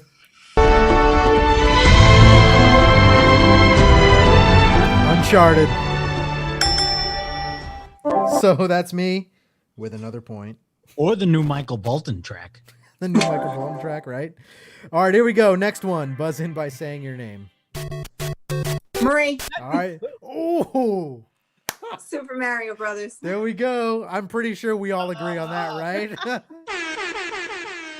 be that guy and just say Mundane Super Mario 64. Don't be a dick. No, that's wrong anyways. It is. I know. That's First the one. original. I like that one was just Try to pure- get more detailed on it. And just paying take attention. That would suck. I'm pretty sure Marie takes the point on that one. Everybody knows that. And that was the theme in the first level, too. Yeah. So Yeah. you sucked at the game. You heard it a trillion times. Yeah. All right, let's take a look at the answer. I'm pretty sure we all know. It was indeed Super Mario Bros. Nice. All right, here's the next one. Buzz in by saying your name. Marie has 1 point. I have 2. Mundane. Mundane. Mundane. I said it first. It's Skyrim. Skyrim. Skyrim. Mundane, Skyrim. Mundane did buzz in first. So you say Skyrim. Skyrim. Larocco, do you have a different guess on that one? I'll counter him in case it's wrong, but it's not. I'll say Halo. Okay. It's the Dragonborn theme. Okay. But it's Skyrim. I have the tattoo. Damn I it. know. I buzzed in with my arm. This game. I wouldn't have got that one actually. Oh yeah. Marie. Yeah, that's Skyrim. Okay. I don't Yes, have. I don't heard have. it off my computer a trillion times. I don't have a guess, so we're just gonna play to the answer. So.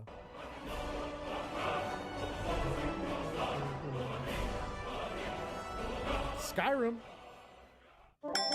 Nice job, Mundane. All right, here's the next one. Buzzing by your. Well, I'm not losing anymore, so I'm good. Marie. Oh, I was about to buzz in on that one too. All right, Morocco. Marie, what do That you? is Sonic. Sonic. Okay. Yes. Larocco, do you got anything different on that one? It's Sonic. It's Sonic. I'm pretty sure we don't.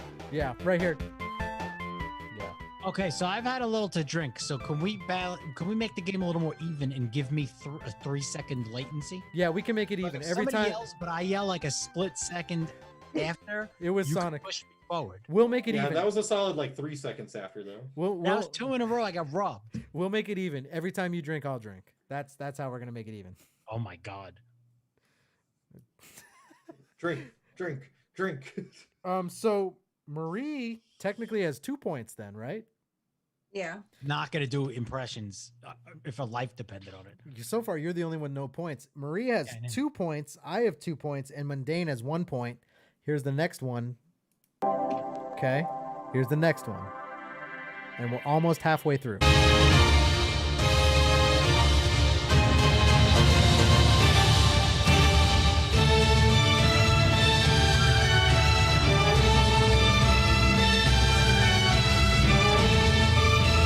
I should know this. Oh, I do know this. Mark. Mundane. Oh, you buzz. Damn it.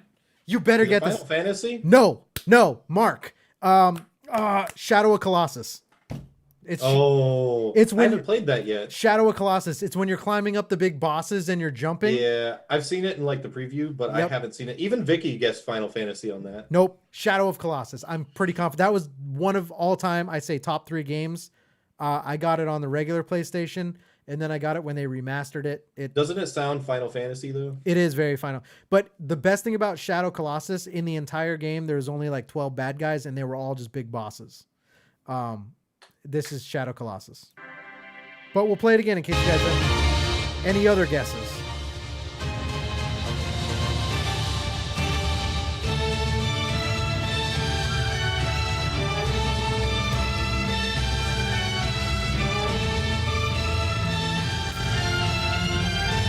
Any guesses on that? I hate you guys. It's Shadow of Colossus, man. That's a good game. If you guys haven't played it, check it out. Shadow of Colossus. Check it out.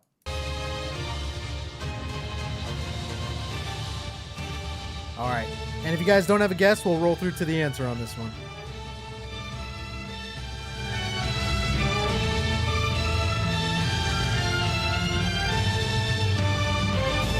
Shadow of Colossus. Nice. Hey, I got a treat for everybody. Somebody's gonna come say hi. Okay. We heard her say stop. Okay, there we go. This is Trinity. Mrs. Mundane. Does she know that she's going to be playing the Newlywed Game next week? She doesn't yet. She does now. Okay, but I'm not going to get you in trouble. So nice to meet you. Nice to see you. Nice to meet you all too. Hi, Trinity. All right. So to be clear, that gives me another point. So Larocco, you still have 0 points. I say we just end the game here and make Larocco do impressions. I knew this was gonna happen. That's not fair. We'll go through the game. We'll go 2 more. So Vicky said, should I mention that he's saying the name wrong? Who? You. Larocco. Larocco? You are. I think the name of the game. The name. Yeah, the name of the game. Shadow of which might- Colossus. No, it's Shadow of Colossus. That's how I say it. How do you say it? I'd say I'm not Shadow sure. of Colossus. With the way it's spelled, I would say Colon. Shadow of Colossus. Colon, Vicky. Get the point taken away. Let me Get on him. Larocco's looking for them loopholes. How else do you say it? It's Colossus. Me. She said you. No, I know what she's talking about because you're buzzing in with Mark, and last time it was a big deal that you had to buzz in with as After after. Hour. Are you? Does that mean you're back at 0 points? Are we pulling this loophole again? Or Shadow of the Colossus. Really? Okay. Are you trying to strip me of my points right now? Is back at 0, Vicky? Let's Hold make on, it- hold on. I say we take a vote on this. All say aye if you think Mark should lose all his points. Aye. Aye. Fucking Larocco. Well, that's already a majority. That's all right. Sorry, Mark. I was trying. I appreciate it. That's okay. All right. So, hey, I don't have to be the fastest. I just don't have to be Larocco. That's All you gotta do is get one. Okay. So Larocco and I technically. So I have to buzz in to be clear with After Hour Comedy. Yep. Because that is the logo that's on the screen. That's the argument. So it's After Hour Comedy, Mundane, Larocco, and Marie. That's how we have to buzz in. Honestly, that argument kind of makes sense to me. I get it. All right. And I should have remembered from last time because this is the kind of bullshit. And that was so happens at bad the too. End of a game every You single almost time. got away with it too. All right, fine. So it is Colossus then. Anyways. Marie. After Hour Comedy. Damn it, it's so long. Pokemon. It is Pokemon. Damn. I'll give you this. If you can say after before the other person. Yeah, if you can at least start saying it. Yeah, if you can say after before the other person, we'll let you get that. Or can I buzz in with AHC? I feel like that'd be harder to say. That's Just harder say to say. after. He's trying to help you out, man. I can do AHC, no problem. Because I use that in my verses all the time. AHC. Mark's gonna be like struggling to buzz in. He's just gonna be like, ah. By the way, Marie got that point. So Marie's at 3, Mundane's at 1, Larocco and I are at 0, and Mundane is dying in the background. Okay, I'm fine now. Okay, here's the next one. Buzz in by saying your name. Here we go.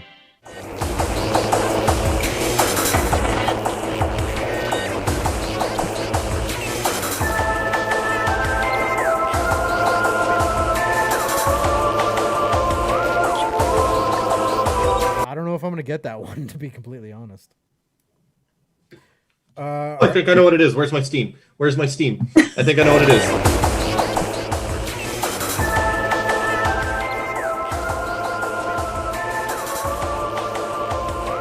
I've never heard that in my life. Larocco, what do you got on that one? I'm going to take a crazy toss at this and say Halo. And I know it's not the main Halo theme, but I've heard a lot of the Halo music, and it always has that droning in it. Okay. So I'm probably wrong, but it's the only guess out there right now. I'm going to play it one more time. I always hear the I hear it. Mark, I'm going to go... Oh, fuck. After Hour Comedy. I'm going to go Metroid Prime. And I'm just throwing that out there. Like, that is literally just, it's out there.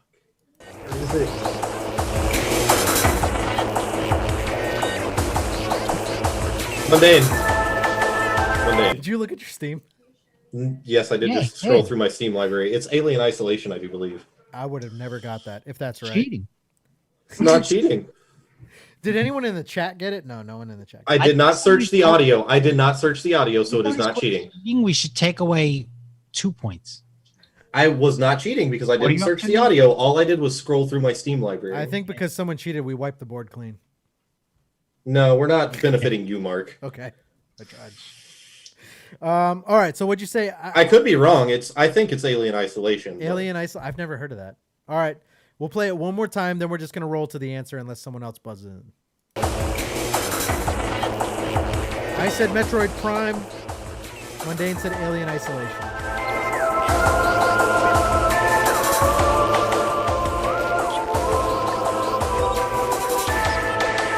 Here's the answer. Oh! It's Metroid Prime. I had no idea. I pulled that out of nowhere. Looked at the end. Hey, you want to know what? Karma. Karma comes back around. Karma. All right, here's the next one. Buzz in by saying your name. Marie. Oh, I should have got that. I almost said Mark. I'm fighting. My brain is locking up. That is The Legend of Zelda. Okay. She's right. She's 100% right. Which Legend of Zelda? Because it goes dun, dun, dun, dun, dun, dun. Yeah, whatever. Because there's some that don't play that. Yep. Legend of Zelda. Regular Nintendo one, by the way. Where like the first step is where you go into the cave and it's like choose whatever you want, a shield or a sword.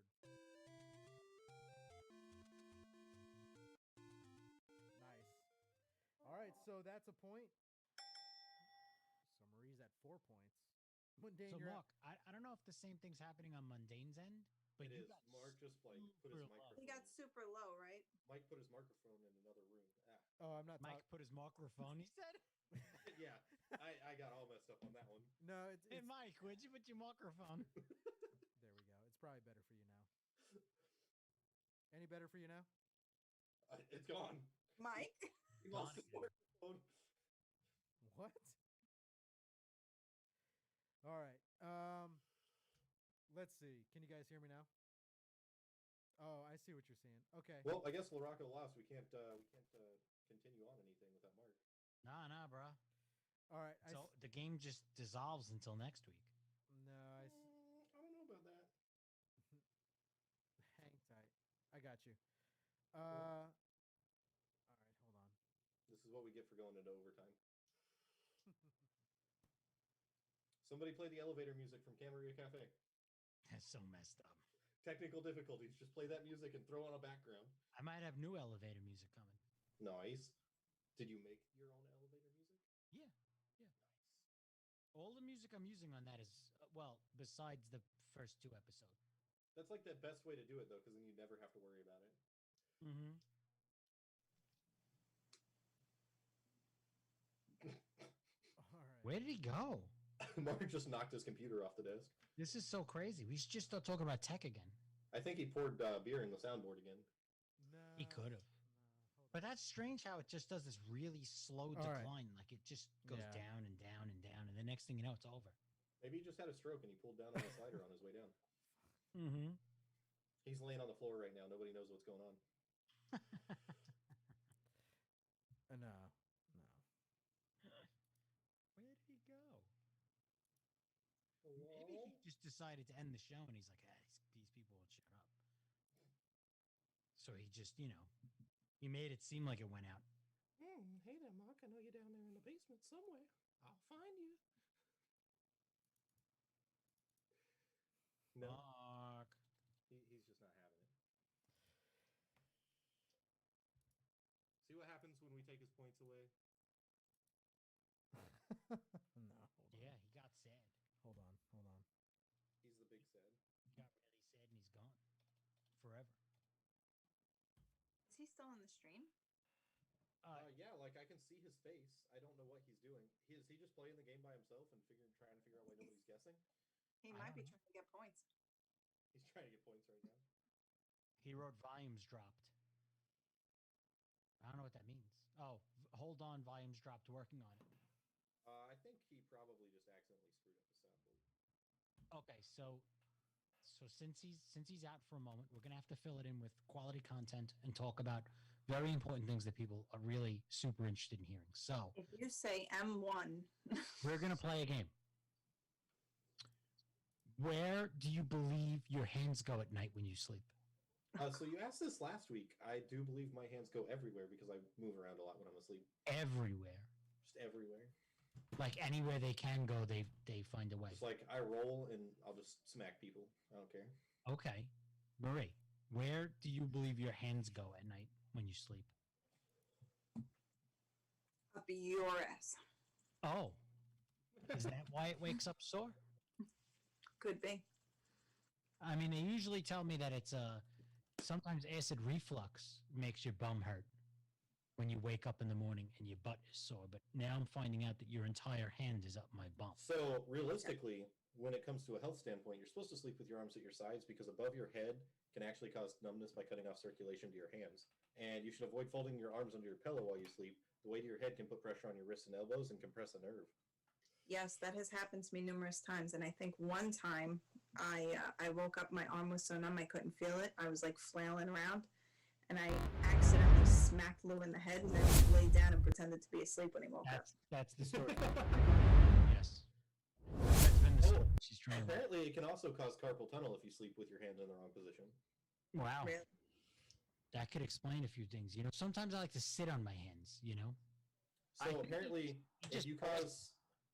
if you lay down in bed and your fingers feel numb and your hands start going numb, it can actually cause carpal tunnel entirely. Just like prolonged numbness. Wow. You said you had until 10:30, right? Isn't it past that? Yeah, I gave up on that when Mark was just like, "We'll keep going." Were you supposed to do anything of significance? Don't mind me asking. Not really. Okay. So I've actually am supposed to be doing graphic design right now. I'm supposed to be making a logo for a business in North Carolina, but that can wait. I told him the turnaround time was like 2 weeks. It's been a week and a half. I'm fine. But did the girl with the big boobs tell them the turnaround time was 2 weeks? Because I don't know. We got to ask her about the turnaround. If it's not done in 2 weeks, I'm just going to send them that video. That'll keep them busy for at least an hour. Yes. Okay. That's very funny. I've been hearing a lot about businesses. Actually, the last gig I did was actually for a business that was based out of South Carolina. So I feel like that's a very big area right now. Those two areas. So this one's actually going to be like a marketplace that sells wine, but also does florals, and eventually will be actually sell like breakfast and lunch as well. Wine and florals? You mean like flowers? Yeah, like floral arrangements. So like special occasion stuff. Like here's an arrangement. It's supposed to be like a green market, basically. Okay. And what were you doing? You doing their website? I'm supposed to be doing their website. I'm supposed to be doing their logo, and I'm supposed to be cutting out the vinyls for their business windows. Are you good with websites? Because I've had to build one for Camarilla for the longest time, and I'm just too lazy and I go cross-eyed. Oh, I can have an entire website built in a night. Can you guys hear me now? What do you use? What was I going to say? What's that big one that they use? So a lot of the time I use Adobe. I can't even remember the name of it. I just use it. So Adobe's website builder is called. They have Adobe Spark, which is a new one, but it's not that nice. Dreamweaver, Adobe Dreamweaver. Okay. Or if you want to do like a low budget website and just make it really quick and easy, you can just go on GoDaddy and use their website builder. Yeah, I'm with HostGator, and they have a HostGator builder, and it kind of looks like the hobbled down version of Weebly. Yep, so that's basically what GoDaddy is. You can also just use Weebly and just use it host through HostGator, but use Weebly for your site. Yeah, I was thinking about doing that. But honestly, like the built-in ones with like HostGator and GoDaddy, an hour, and I could have you a home page, a contact us page, and an about page, and then just slowly add to it over the coming like week or so. Okay. I don't know if this issue is going to be settled. I'm still talking with Nicole and Vicky in the chat. I asked them if they can hear anything. Vicky said still can barely hear anything but lose gob, but I'm here.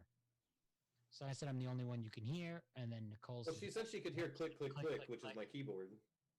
Yeah, but I'm typing too. Yeah, but I feel like mine's a lot louder than yours. He looks really confused. He looks very puzzled. I wonder if his soundboard finally just was like, bye. It could have. Yeah, that's weird. So for everyone who's looking to get into streaming, these are the things that you'll probably going to encounter. This is why the Camarilla Cafe intro is usually 40 minutes, because it takes me about that long to get everything running well.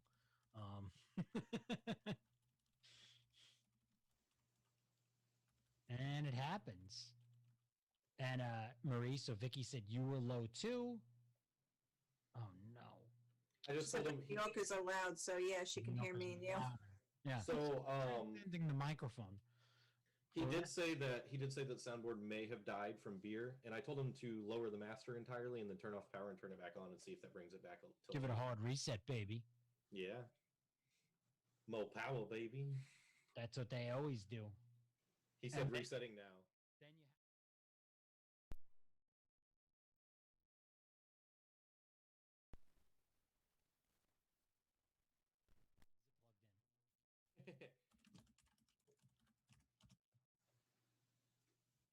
Is it plugged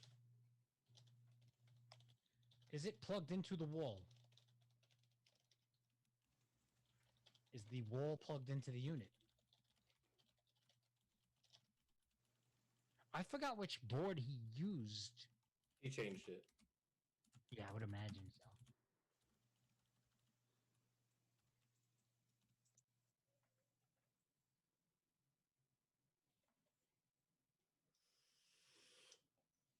Yeah, he said probably time to sign off. Yeah, So- unfortunately. I wonder if he... Weird. But that's good, because I was about to have to do impressions, and we're not going to have to do that anymore. At least Do I'm an impression. going to. So Do this it. is You fine. lost. You have to do it. Just do it. This is fine. Just do Gilbert Godfrey. I'm just do it. fine. That's what you get for trying to throw me under the bus. No, you got it. You got to do it. Hypothetically, I know what. Hold on. Laraco. Said the same thing. She says. No, Laraco. But we're gonna do this like a democracy. All in favor of host- Laraco doing Gilbert Godfrey, say aye. The host, fun. That's a majority. I'm sorry, you lost. You can't even hear us. How you can't do that. We can't. The show can't go on. No, because he can listen back to it. You've got to do it. That was a majority right there. Look. You got to chill for a second. Like, I know you got your own show. I got my own show, but this is Mark's show. He's not here to enjoy this with us or to tell us what to do in what order. Not honestly, though, if you want to get technical with it, I am a co-host of the show. Mark said I am a host of the show. And I'm a co-host. I can make these decisions. He's listening on his iPad. He's listening on his iPad, so he can hear it. What are you talking about? He's not even there. He said he's listening on his tablet, so I don't see anything. Something tells me you're just going to have to do this impression. I have all of the things open. Majority vote. Mark said you had to do it. Marie said you had to do it. I said you had to do it. So now you're just going to have to do the impression. He's not there. We're just going to have to take this into next week. I don't know. I think you're going to have to do the impression. Brian said, I mean, we can still hear you. Listen, we didn't even finish the game. I could have come back. This is not fair to me. It's not. No, you couldn't have come back. He said there was going to be like 2 more. We're going to have to finish this next week. That's enough for me to beat him. No, I had 4 points. Yeah. No, Mark, no way. Mark only had 1. If there were 2 questions and I ran it from there, that's it. Listen, Vicky said I'm deep throating my mic right now, and I'm not doing that just so you can't do impressions. So let's get on with it. Her mic. Oh, she's talking about you deep throating. Yeah, she said I'm doing it. Sorry, Vicky. That's a really big mic to have to do that with. Yeah, it's a condenser. Look, my gain is turned almost all the way down, though. Oh, but your gain's turned all the way up when you deep throating it. That's the only way to do it. Duh. If you don't turn the audio all the way up, then what's the point? It's electric. Boogie, woogie, woogie. You just got to get really in close to the mic and just talk right into it, just like this. So listen, I think if Mark's listening and everyone else is listening, I think we're going to have to finish this game next week. We're going to have to sign off like this is NPR. Yeah, we're going to have to do it like it's ASMR. So we're going to sign off with ASMR now. We're going to sign off with ASMR. Thank you, everybody. Yeah, so After Hours Show. Thanks for watching. This is the After Hours Show. Catch us next week, Friday, 7 p.m. Eastern Time. Yes.